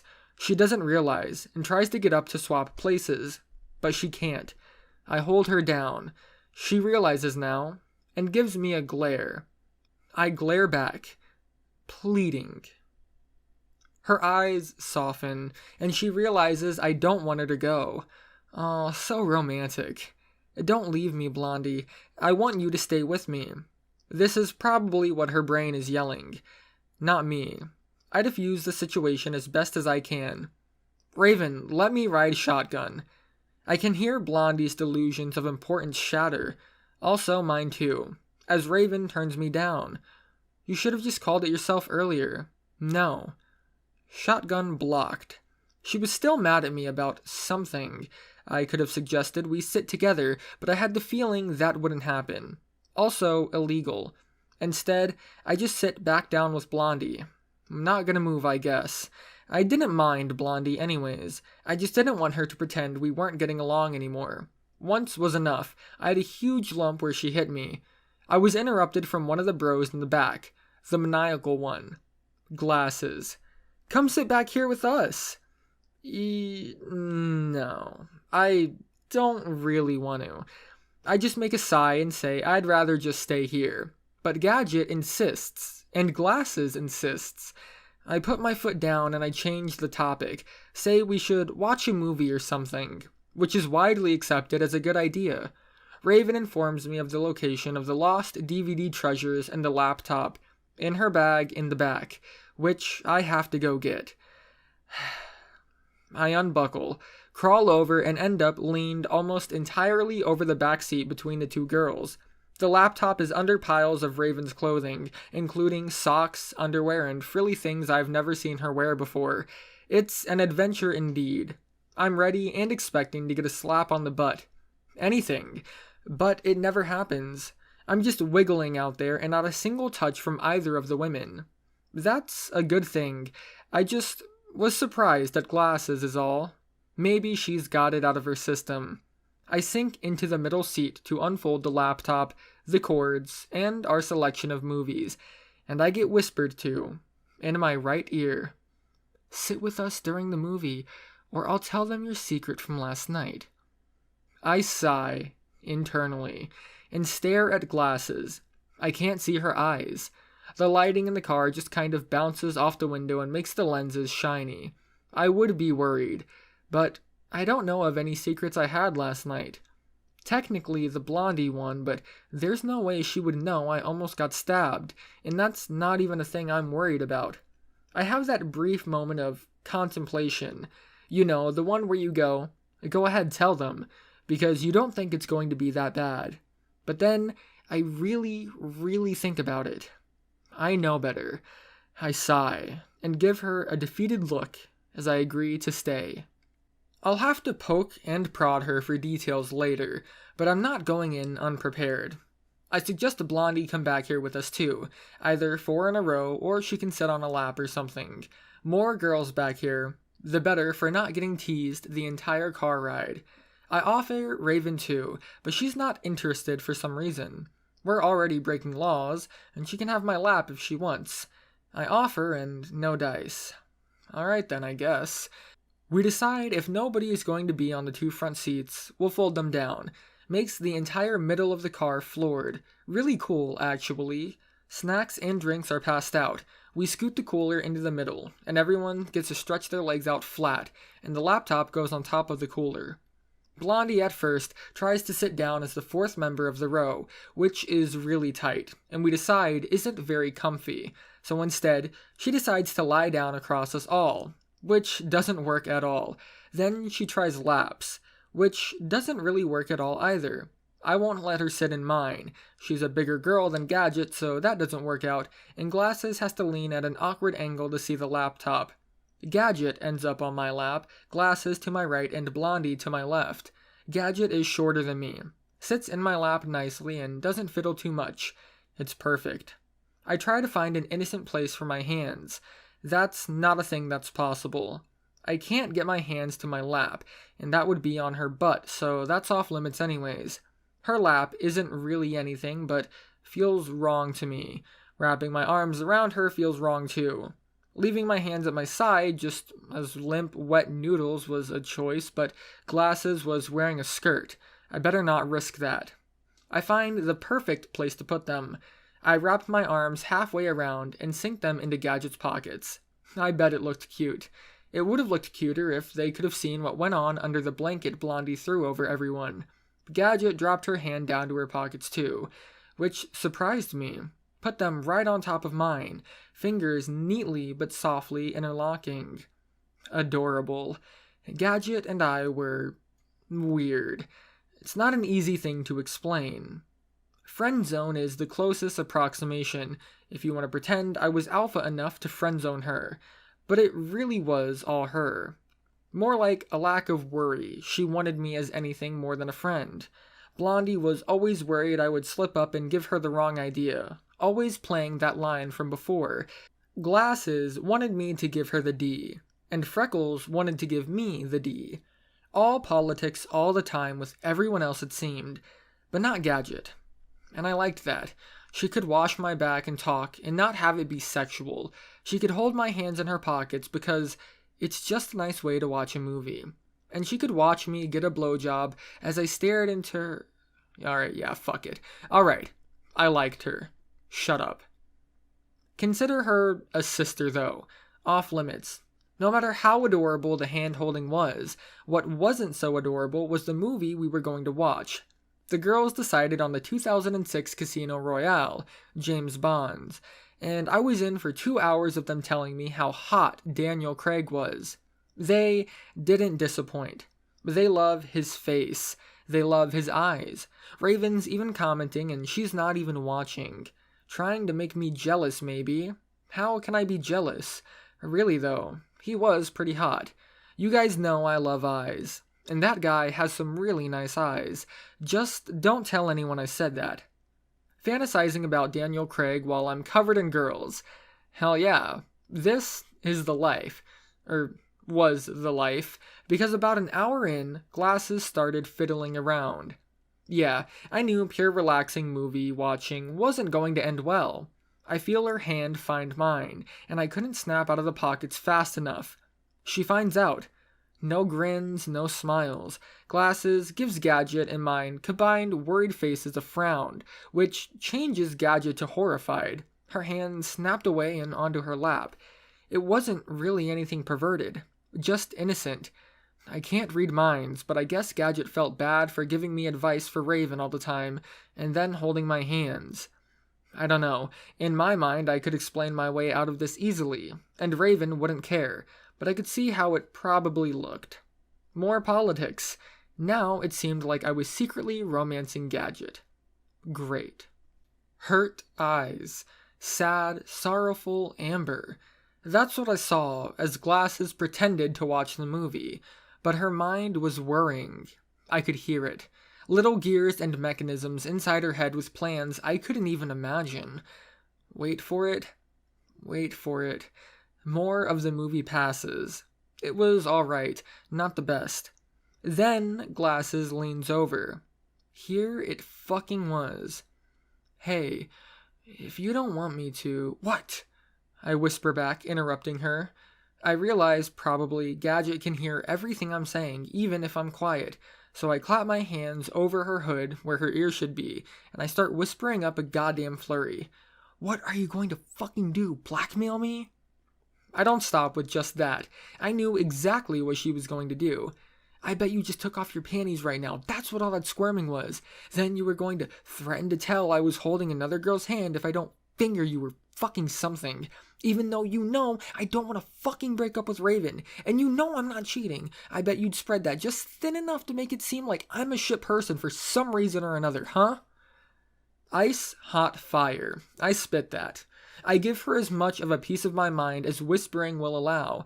I accuse her of all kinds of dirty things or low-down schemes. I can see the spittle flying out of my own mouth, landing on her cheek. She's not saying anything, not even fully looking at me. I talk until I'm out of breath. I breathe, go silent, and then talk more. I ended off with threatening to tell everyone that she's been trying to seduce me. She looks sad, and I feel like shit. But whatever, I called her ploy.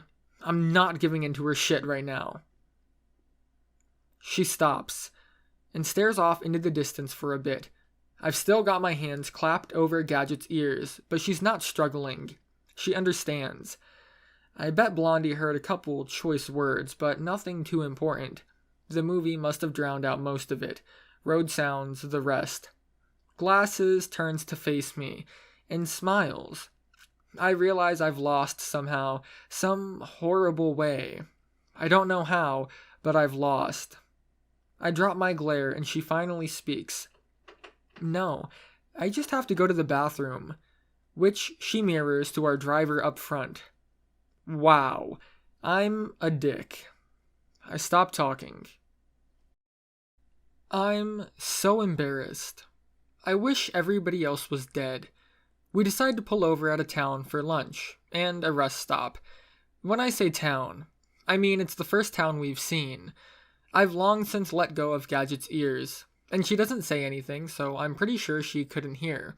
Blondie just starts talking up about how cool Daniel Craig is some more, so I'm pretty sure she didn't hear a damn thing. I get a couple of odd looks from Raven as we pull into a gas station. I know she didn't hear. There's no way. We all kind of pile out, or at least I do. Freckles too, on gas duty. I use the bathroom and check the food selections.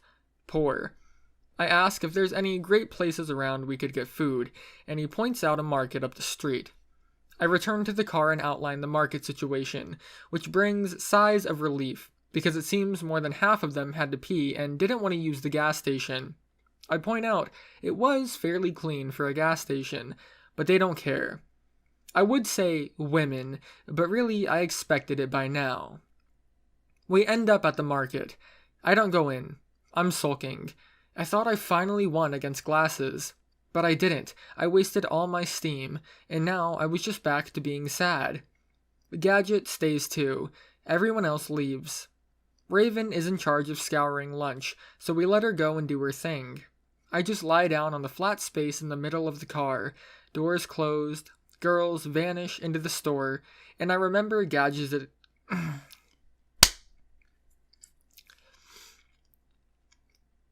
And I remember Gadget is in here when she talks. You did that on purpose, right? What? What did I do on purpose?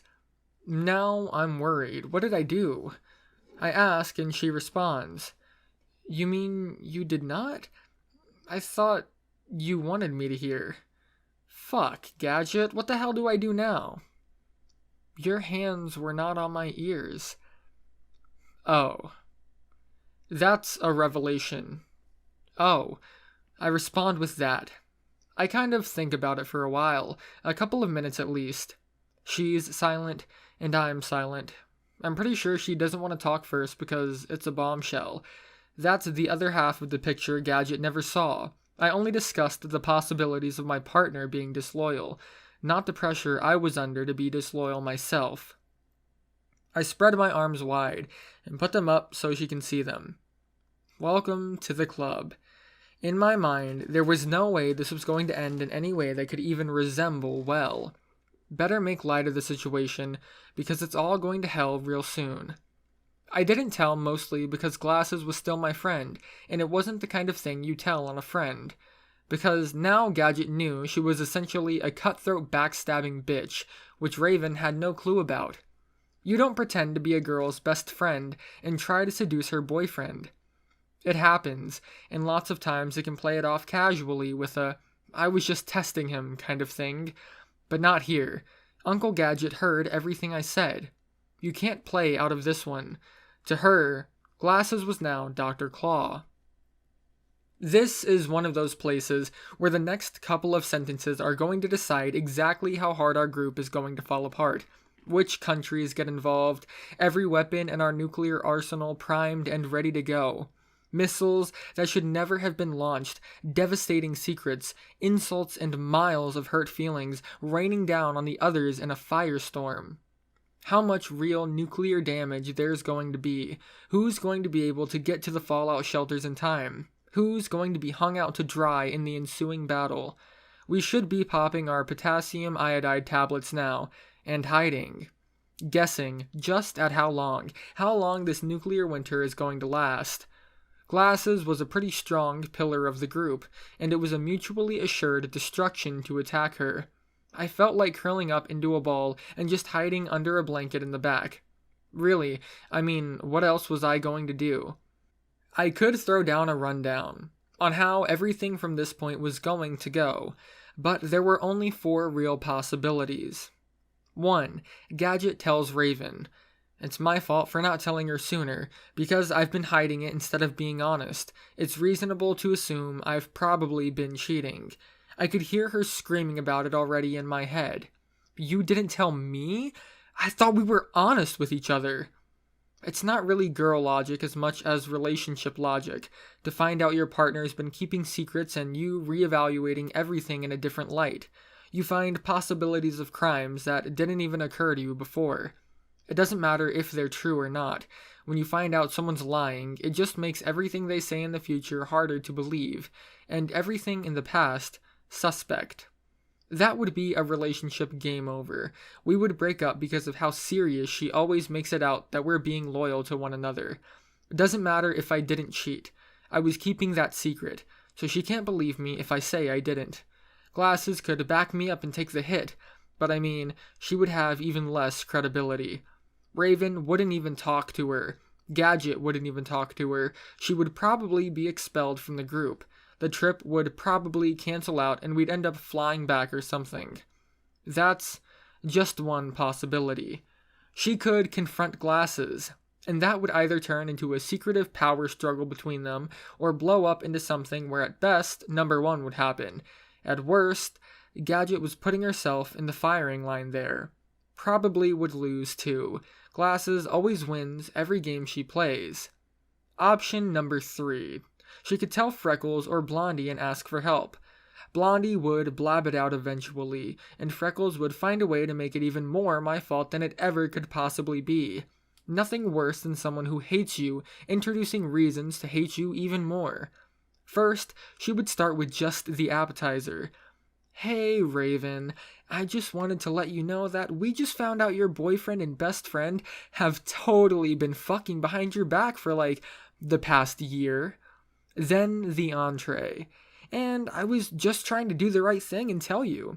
Because the only reason he was found out was because he was trying to convince Gadget to join too, and twist that knife they plunged into your back even harder. Then the kicker. I'm so sorry you had to find out like this, but I just wanted to tell you because I'm your friend, and friends tell one another these kinds of things. Welcome to the world of manipulation, Anons. Enjoy your stay. Option number 4. We kill the... Did you hear they're making a Heath Ledger alarm clock? Hide the body. Pretend she never left and came back. Really is never an option, though. I left my good set of clamps at home. They were all covered in snitch juice anyways. It's time to sit back and wait for her next words. They'll tell me where it's going to land, which country attacks first. She's quiet for a bit. Then, not so quiet, in a flurry of a question, quick and loud. Did you cheat on Raven? Ah, and that's it, folks.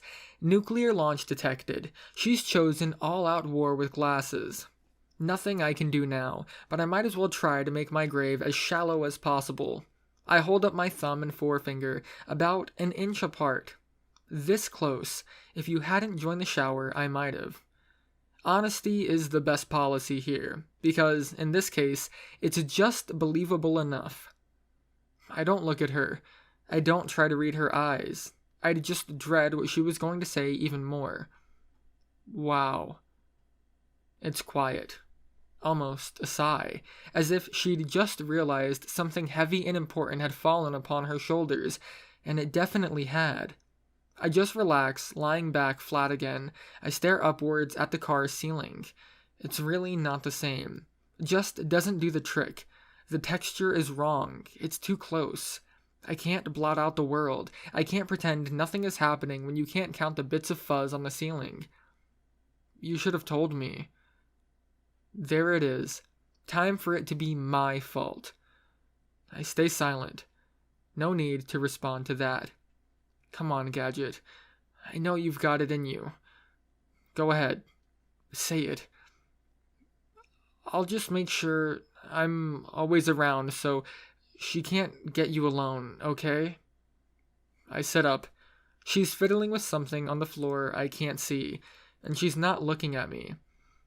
Yeah, that's, That might work, actually. Maybe it would work in someone else's life, but probably not mine.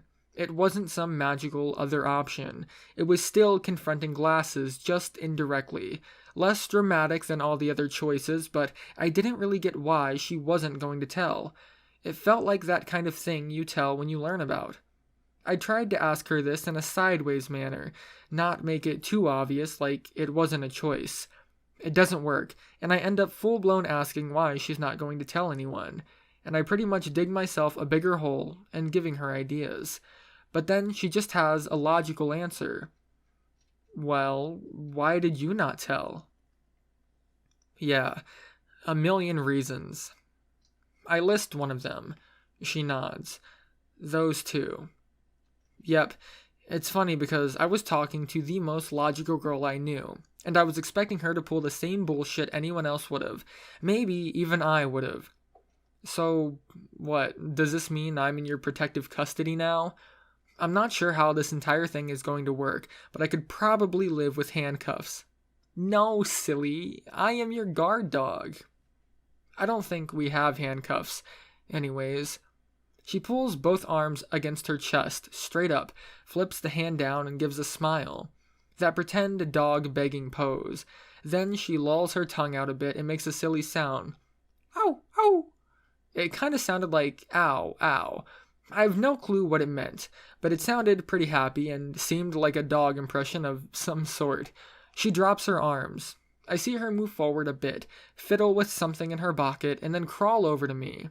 Her hoodie falls back, reveals that long, dark hair, and I get to see her smile. Then I get hugged. It's always that great, friendly hug she gives, wraps her arms around you and puts her head beside you, ear to ear. You end up listening to one another's thoughts every time, but I couldn't hear hers, or mine even. I heard music. She had earbuds in. Typical Gadget, really. I guess we stay like that for a bit. It's easy because it's like listening to a warm, half set of headphones. until the door opened and I found Raven with a rather curious look staring at us. "Geez, woman, do you ever knock?" And yes, I actually said something along those lines. I get a quizzical look in return, and Raven raises an eyebrow and poses the question of, "Do tell."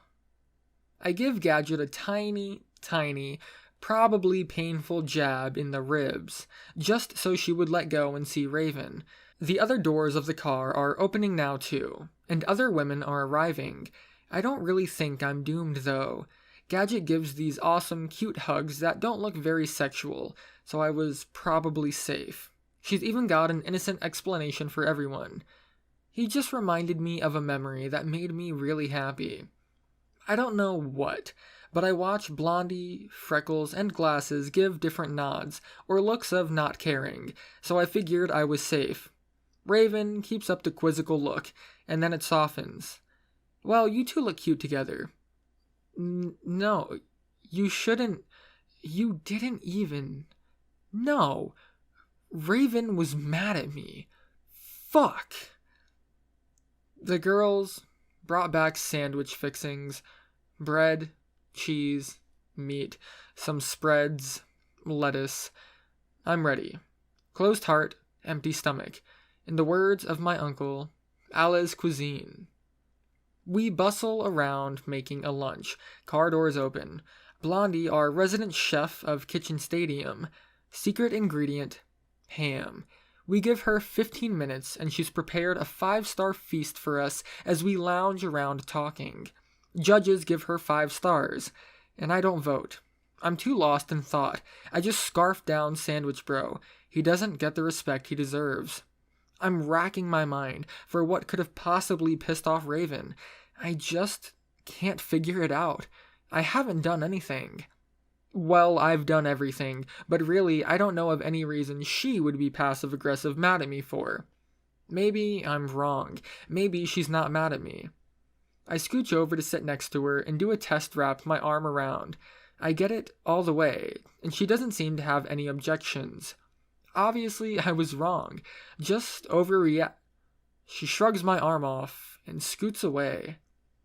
Fuck. I get up and stretch my legs around the car for a bit. I do a couple of laps and end up standing over to the side with Glasses and Blondie chatting up a storm about something. I get closer. It's Daniel Craig again. I just stroll up and join the conversation nonchalantly. I start talking about how he's got a great set of pecs when he's topless, and what I wouldn't give to rub my hands up and down them. I do this all the time when girls are discussing boys. 1, it's a great way to enter a conversation. 2, you can pretend you're one of them. Maybe they won't notice. You can blend in. But they notice, and I get a knowing smile from Glasses, and Blondie just gives me a, "What? I didn't know you were gay. Look." Don't look at me like that, Blondie. I change the topic and address them both quietly. "Hey, do you know why Raven has been mad at me all day?" Blondie just shakes her head. Seems she didn't even notice. But Glasses gives me a glare, whispers a mean-sounding, "I told her," and leaves. Told her what? What the fuck? I just put up my hands and ask Blondie if she told Glasses anything. She shakes her head. That was it. That's all I could imagine she told her. What the fuck? Told her what? Oh man, now I'm just fucked. I'm going to have to ask Raven herself, and we're all done with lunch. There's no real chance to do that, so I just return to sitting in the back. She bustles around the car for a bit, with Blondie putting things away. She pops the back and they rustle around. Needs something or other we left back there. I don't pay attention. I'm back to sulking, racking my mind for things I've done. I mean, was Glasses really trying to test me? And she told Raven I almost cheated? Really? That's all I've got. I'm brought from thinking by Raven screaming at the top of her lungs.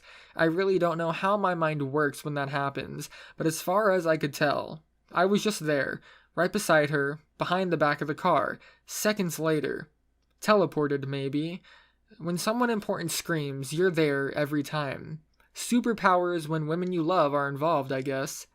Tears are welling up out of her eyes, and she was holding her hand up in an awkward position. Blondie was doing her best to look helpless, apologizing profusely. I don't remember talking, but I growled at her, demanding answers. She tried to close the back of the car after they were done. On Raven's fingers. Ouch. I gave the hand a quick check over. Nothing broken, I'm pretty sure. Bruised, maybe, but the top of the back was glass and not that heavy. Just extremely painful. I glare down Blondie until she shrinks into a small girl, and I lead Raven away. My poor bird is crying, wincing every time she moves her hand. The entire area is red, blotchy, and the way she's holding it makes it look rather painful. Just thinking of getting my fingers slammed in the back door, it makes my hand hurt, imagining it. I try to shove that thought out of my head, but I can't. My hands hurt right now just thinking about it. I grab a cold soda from the cooler and have her press it lightly against where the fingers got hit. I try to hold her hand gently, be caring, compassionate, all that jazz. But it was that, and a bit of being afraid of her. She was letting me touch her, but between the blotches of red on her cheeks, the tears, and her 1,000-yard glare, she was pissed. At me. I could see it in her eyes. Emerald, like attack ships on fire off the shoulder of Orion, glowing, like sea beams glitter in the dark near the Townhauser gate. This girl needed chocolate, or a box of kittens, stat. I just don't understand what I did. Often enough, I could guess, but I was just out of the loop here. It was something small that I probably didn't even think was important. She doesn't let me touch her very long. She pulls the usual, "I've got it." Those words that mean you can stop touching me because I'm angry. I'm dying inside, trying to figure out what she's angry at me about, but I just don't have the chance to ask. She ends up back in the front, nursing the fingers softly against the cold drink. I end up in the back. Really, nothing about the seating order changes. I just end up in the corner instead of the middle, with Gadget curled up in a way that just plain stopped Glasses from even whispering to me. Poor Glasses decided she wouldn't even bother, and ended up on the other side, Blondie in the middle. So I guess technically, the seating order changed completely. We finished the Bond movie, with town long behind us. Still fucking nothing out here. Desert and shrubs. We would pass a mountain sometimes, I guess. Uphill, then downhill for a bit. When we planned this trip, we just didn't know how boring it would be. Another movie, I guess. Laptop had about 60% charge left. Raven wanted to watch this one, and then crawled out of the front seat back to us. Her fingers were better, but she winced a couple of times crawling. Blondie apologized more, but we all knew the truth. An interdimensional, time-traveling, murdering assassin. I gave Gadget a nudge, and pointed out she had to give up the throne for the rightful queen. She was fine with that, and started to get up before Raven stopped her. "No, it's fine. I'll sit over here." She ends up curled up on Glass's lap. No. I can tell Blondie feels awkward, squeezed in the middle. Poor thing. We needed to pick her up a cute boy along the way to keep in her lap. I offered to share Gadget since that's the closest thing we had, but she refuses. Your loss. Blankets go back, and although I'm tempted, I don't try to hold Gadget's hands. Weirdest thing, I can't remember a damn thing about the movie. I don't think I cared, and we all know what happens when I'm watching a movie I don't care about. My hands wander. Problem is, I was sitting next to Blondie, and Gadget was on my lap. I pick the girl in my lap. It's not intentional though, it's like a mindless thing I've done with Raven for ages. I don't even realize I'm doing it. My hands end up in different places. Legs, stomach, she's got clothes on, and really it wasn't much of feeling anything. I don't know, hands on a leg, maybe a stroke along the inside of a thigh. I end up looking over, watching Raven as I'm doing it. Her cheeks are still blotchy and flushed from when she was crying earlier. I saw her give a squirm every once in a while too. I can only imagine Glasses wasn't very comfy, but she was dead staring at the movie, intent on capturing every moment. It's only when I slip my hands under the jacket of the girl in my lap and place them on the bare flesh of her stomach, it's only then that she tenses up, and I realize I've been feeling her up the entire time. I freeze, mostly in surprise with myself. I don't get a chance to continue, or even consider continuing because suddenly Gadget goes all limp-like and slides down further into my lap. It means my hands move just a bit further up her stomach, and then off to the sides, and I'm no longer touching her. Her head is lower than mine, and she looks up backwards. Her eyes meet mine, serious circles of color glaring at me. I know that look. It's a, "What do you think you're doing?" look. I give her a silent sorry. She scoots back up, and my hands have been thwarted. Leans up and to my left between me and the window, like it's a pillow or something. I realize that she's actually opened herself up to more touching than she was before, practically sprawled out under the entire blanket, even up to her chest now. She's giving me a rather funny look. Those eyes are shining, not angry. I hope I'm not in too much trouble. She leans upwards and brings her lips to my ear, and lightly whispers, "Not your girlfriend." Yeah, I know. I'm sorry. I'm about to whisper that back before her second words.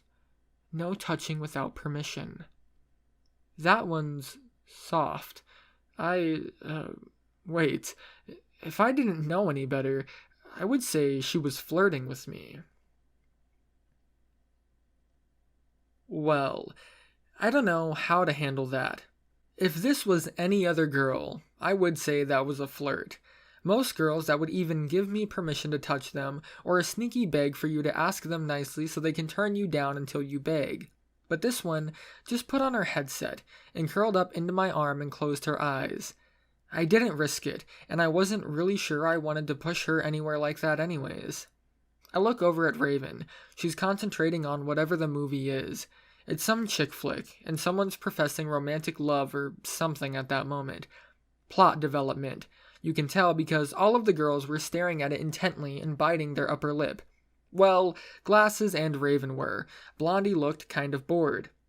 I called out to Raven and asked her if she wanted to. It doesn't matter what I was asking. She jumps like half a foot off Glasses' lap and glares at me the second she's landed. Blondie and I both catch equal parts of the glare and turn to look the other way. Terrifying, I tell you. It's a long, silent time we spend not looking at Raven. I turn back and catch Blondie's eyes. She's not even watching the movie anymore. There's fear in her eyes. I tell you, Raven was terrifying when she wanted to be. We just quietly cower in the corner for the rest of the movie. The credits aren't even rolling before Raven is back in the front of the car.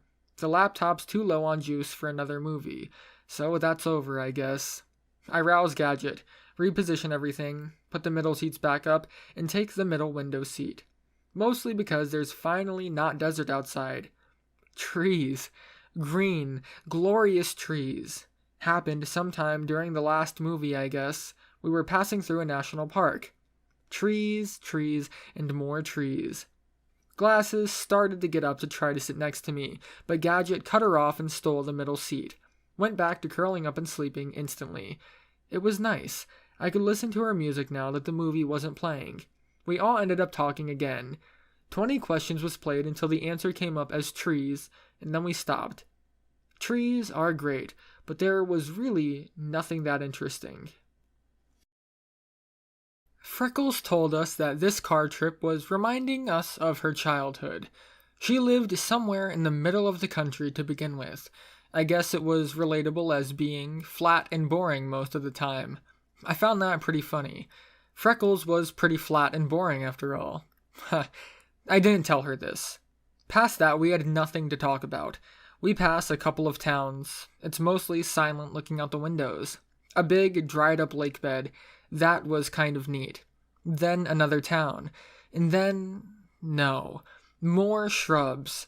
No more trees, slowly back to just desert. This is suffering. Absolutely awful. At least trees were kind of bearable. We had been in the car for hours already, but then it just got worse here. The next hour was desert, and then the next hour was even more desert. And then the next. We even ran out of things to talk about. Shit, we were so bored everyone was dying. Gadget was fucking cheating with that sleeping, I tell you. I ended up waking her up and demanding earphones, which made it slightly better.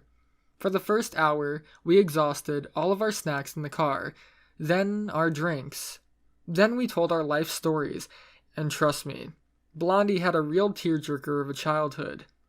Just kidding, we all had boring stories, at least the ones we shared. I promised I would share if someone had something interesting happen when they were younger. We wasted the rest of the charges on the PSPs. We sat there for an hour, silently, and became delusional with boredom. We told campfire stories. We roasted marshmallows. We went fishing. Captain's log. Stardate 23.9. Rounded off to the nearest decimal point. It's been 3 hours since we've last encountered the species known as trees. Supplies are running low. We're out of food. Running low on water. The crew has low morale. Can't go on much longer like this. We spot a rest stop. We all have to pee. Everyone gets out. The captains change places. Glasses wants to drive since we're a little more than halfway. Fuck, it's like 5 p.m. or something, and we've been driving for ages. We get drinks, snacks. I think I get a coffee. Raven sits up front again, then Blondie takes up a spot in the middle next to Gadget, and I take the back because Blondie stole my seat. Jerk. It's fine, I can kick her in the back of the chair the whole way if I wanted to. I sit over next to the window and curl up. I realize I'm sitting alone back here. Oh man, I could totally fap and nobody would know. I chuckle to myself with the thought. I could use it, but I'd have to wait until we got moving again. I relax, waiting for the girls to finish up whatever they were doing. The door opens to the middle right, and Freckle crawls in with a drink. Oh, wait a second. She looks at me. Mistakes were made. She sits down at the window across from me. Graves were dug. And then she looks at me again, and scoots over to the middle of the back chair. She whispers, I think we need to have a little talk. Glass's car still has claw marks on the back left window to this day. After the initial frantic hamster attempts to escape finish really wasn't very long, Freckles only had to file down my claws so that I couldn't carve a hole in the window to freedom, and gag me with a handkerchief so that I couldn't gnaw my way through the seatbelt holding me back. Rubber band my pincers so I couldn't crab tunnel out, clip my wings, take my spare tire, drain all of the gas out of my tank, even took away my reagents, so I couldn't cast a greater globe of invulnerability. She was pretty good at it. It took about a minute for me to give up the struggle to escape and realize none of the other girls were going to save me. I even saw Raven's eyes glint with an evil smile in the mirror. Alright, fuck it. What's the worst she could do? I put my hands behind my head and lean back. Come at me. She does. Fist right into my crotch. Now I'll be honest. She missed. There were at least 3 demigods. The janitor from Olympus and probably a lesser god themselves watching over me, because she gets my leg with her fist. Doesn't really matter. I still go down. She thinks she's won. I think she's paid me back from what I did before. I duck down and feign pain. I don't make a sound though. That should have given it away. If she was smarter, she would have realized where her fist hit. Or not. I mean, she had no experience with men, or so she said. It gives me the advantage. I go down only long enough to think, and then I've got my seatbelt off. I'm up again, and the look of surprise on her face is priceless. I could swear those eyes doubled in size. Then I had my hand over her mouth, and I wrenched her downwards. It didn't really work out how I wanted it. That thing that girls do when you're trying to force them to move in ways they don't want to move, what's it called? Struggling, rape, non-consensual movement. I think, as Freckles would say, I was oppressing her. Freckles wouldn't stop resisting my oppression, so she just didn't end up how I wanted. Instead, she ended up nearly upside down, with her head in my lap, looking up at me with those glaring eyes. I could feel the color in her eyes drain the color out of mine. That's how hard she was trying to fire beams of energy out of them and murder me on the spot. She couldn't say anything, though, because I was doing rather well at muffling the sound she was making. And then I realized if she started screaming, I would be shit out of luck. I didn't really know what to do about that. Threats, maybe? I leaned down and said the first thing that came to my head. Scream and I'll cut you. Except not really. I wish. I told her that if she wanted to keep the rest of her pubic hair, she would be quiet. Oddly enough, that got a laugh from her. Except it wasn't from her. I look up and Blondie has the biggest grin, and she's watching us from over the seat giggling. She realizes I see her and just asks, "The rest?" I'll have to tell you later, Blondie. I feel really mean. It's like somehow I just keep proving all her male stereotypes true, and then making them worse. I don't feel bad about it. She's asking for it. I just feel mean. The part that really gets me, though, is not so much her actions. It was Blondie, mostly. She was not only enjoying it, I think she thought Freckles deserved it. Freckles was back to flailing at me. I don't think the threat worked, because I can't hold her mouth and her arms at the same time. She gets multiple hits off, and a scuffle ensues. Glasses yells from the front of the car. What's going on back there? This leaves us both frozen in place. I'm sitting up and I have her arms pinned down against the seat while she's lying on her back. My stomach is over her face. Blondie just turns around. Freckles tried to punch Storybro in the nuts. I think he's trying to rape her. Mind you, she couldn't keep a straight face through that. She was giggling hard at the end. Freckles starts yelling at that, and I have to pin her mouth closed again. I hear Raven respond with something like, "Shame she missed." Still, she deserves it. Thanks, Raven. Root for the opposite team at the same time, why don't ya? Glasses was more understanding. There will be absolutely no rape in this car, young man. Aw, but Mom... The thing was still all a big joke to us. I stopped laughing at Glasses and turned back to look at the girl I was pinning down, make some stupid comment like, "Aw, looks like you're in luck today." Then I leaned back and met her eyes. She was terrified. Not fake terrified, not fake crying like she usually did. The fact that I was male, holding her down, and she couldn't do anything about it, it really got her. I was holding her mouth, covering her face, but her eyes said plenty. They were those eyes that I never wanted to see. The eyes of a scared little girl. That brought back memories I didn't want back. Especially the green. I didn't want to see those eyes in green ever again. I backed away and took my seat again. She was still lying down, had her legs pulled up so she would fit. I guess she was staring at the ceiling. She was She flipped over and somehow had her hands around my throat in like half a second. Holy fuck, I let my guard down. I managed to yelp and kind of kick away and back, but there was a window there and I just banged my head. Slumped right back down and ended up lying lengthways on the seat like she had been earlier, and she was on top of me trying to strangle me. The words, "I'll kill you," ringing through my ears.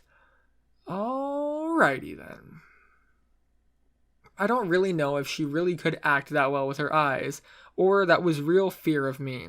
But when it ends up with her trying to strangle me, all bets are off. No more Mr. Nice Guy. Glasses takes the chance to yell back "Don't get blood on the seats," which wasn't exactly, "No killing allowed in this car, missy." So, Glasses was mad at me too. Thanks, Glasses. No time to think about that. I knew Blondie would probably save me if I was actually in danger of dying, but these hands around my throat were rather tight, so I made good on my earlier threat. I shoved my hand right into her pants, panties and all. Say hello. I grabbed a fistful of hair and pulled it slightly away from the sensitive skin of her pelvis. Not enough to rip it out or anything, but enough to start that stinging feeling of hair being pulled, and enough for her to stop the strangling almost instantly. To my little friend. I got to watch all of her reactions when I grabbed her pubes. Her eyes got real wide first, like she'd just seen the truth from another dimension. There was a bit of fear, but not fear of helplessness or anything, just pain. It was mixed with a glare and a grimace at the sensation of my fingers tugging on the tangle of hair. She kind of lowered her hips to try to reduce the pressure I was placing, but because I had gripped it, she couldn't fix that. Her hands went from my throat to my shoulders, and then collapsed along with her hips. Because she was lying atop me, her chest pressed into mine, along with other feminine parts, and I had my hand in a very warm, very private place. I didn't have a boner, but it could happen. Vocally, I didn't hear anything much. A whimper, a bite of her lip, and then a finally, "You jerk." I still had a firm grip. I wasn't sure if I was supposed to demand an apology and not get one, or just hold on like this for the rest of the ride. I could see her face, and I could see her wince a tiny bit every time we went over a bump and my hand jiggled. I could see her eyes, and she wasn't scared anymore. Probably because she was the one holding me down. Maybe that was the secret. She was on top, but I was the one in control. How fun. I'm not going to make any moves, however. I'd rather survive this. Blondie comes to the rescue with a comment that makes me laugh. It's just a whisper. I'm pretty sure Glasses and Raven couldn't hear. "So are you two going to kiss or what?" I laughed pretty loudly. They both heard that. I can only assume it looks like we're beating the shit out of one another back here. As it should, but I feel like Blondie's advice is fundamentally sound. What could go wrong? I want to see her reaction. I think it'll be worth it. I lean upwards and give Freckles a peck on the lips. Truth be told, a lot of things could go wrong. I pull back, and Blondie is giving a little tee-hee, almost a cackle. The girl above me wasn't screaming, or attempting to murder me. Obviously she liked it, or she had someone with a firm grip on her pubic hair. One or the other. We can pretend it was the former. Her eyes don't scream malice, however. They're back to light green and softer. Maybe understanding, recognition, and possible curiosity.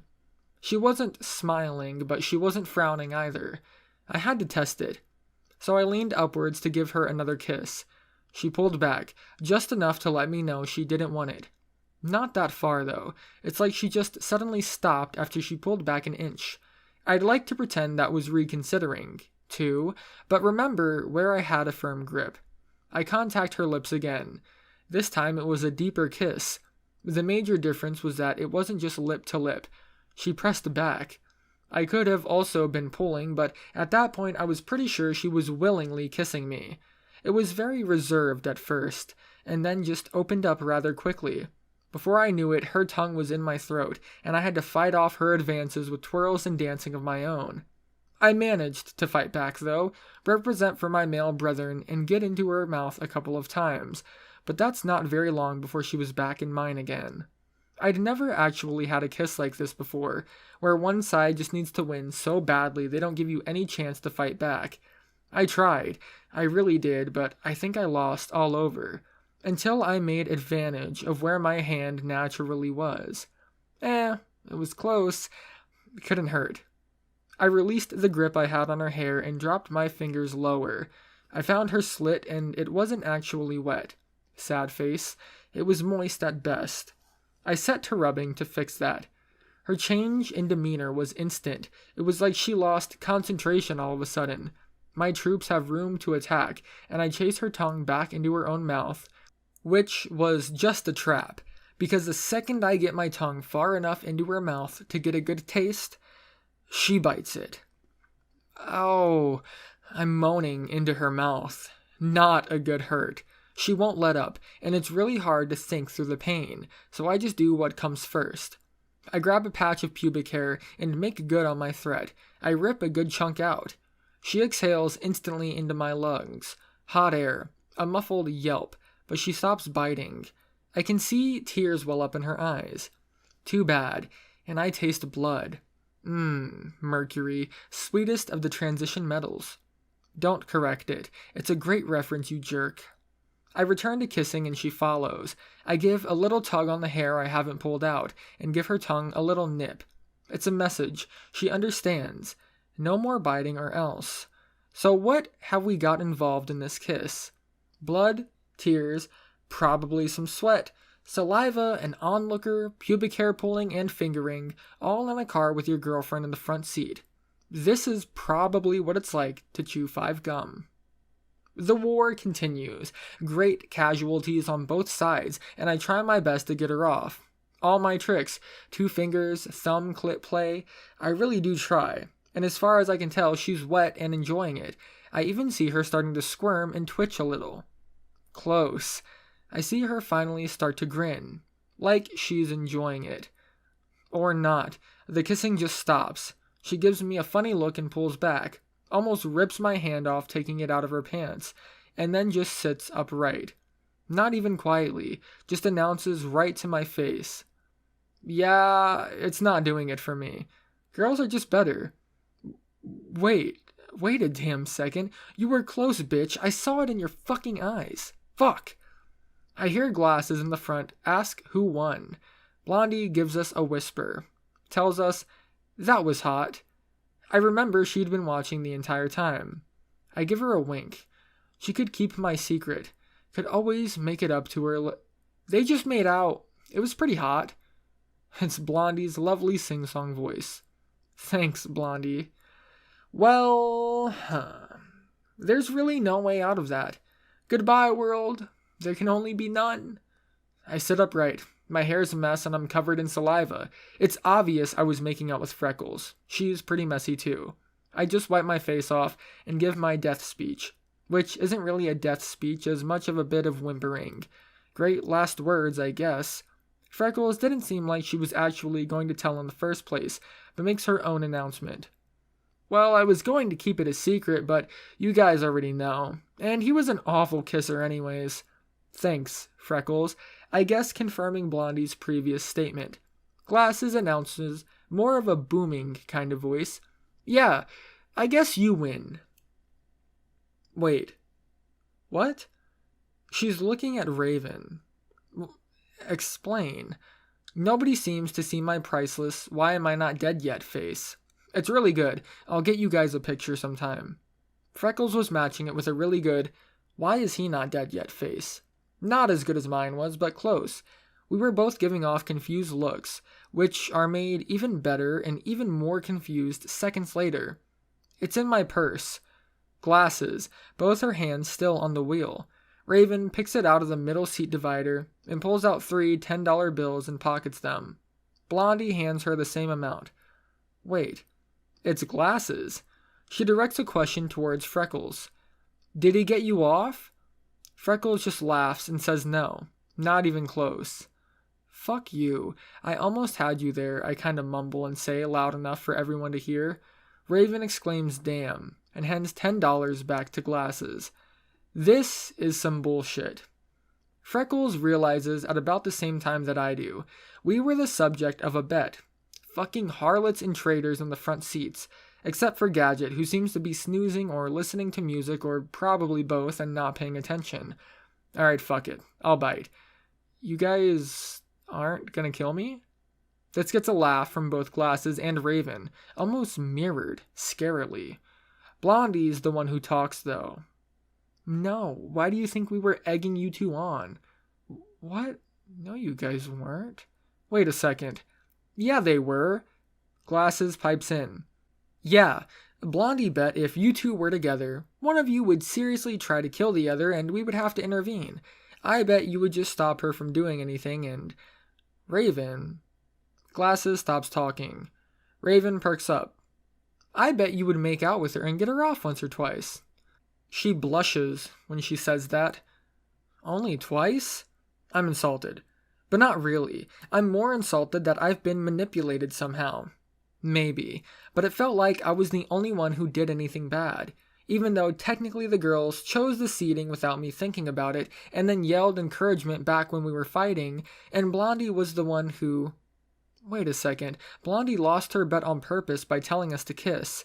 I wouldn't have even done anything if she didn't suggest it. I don't have time to come to terms with Blondie's interest in seeing me kiss other women, because Freckles is pissed. You tricked me into kissing him?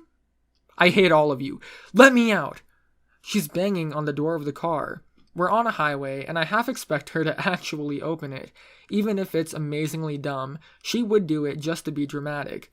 I grab her and pull her to the back. Is the bet still open? I could get her off and you win that cash back if you want. Blondie, Glasses, and Raven yell at, "No, it's over," in unison. Raven chimes in a couple words. "You think I would let you on this trip and not realize you might make out with some girls? That's fine, really." Then she pauses. I see her eyes harden as she's turned around staring at me. But that's not permission. They have to beg me first. Stone cold killer. Yeah, it's okay. I gave her those balls for safekeeping.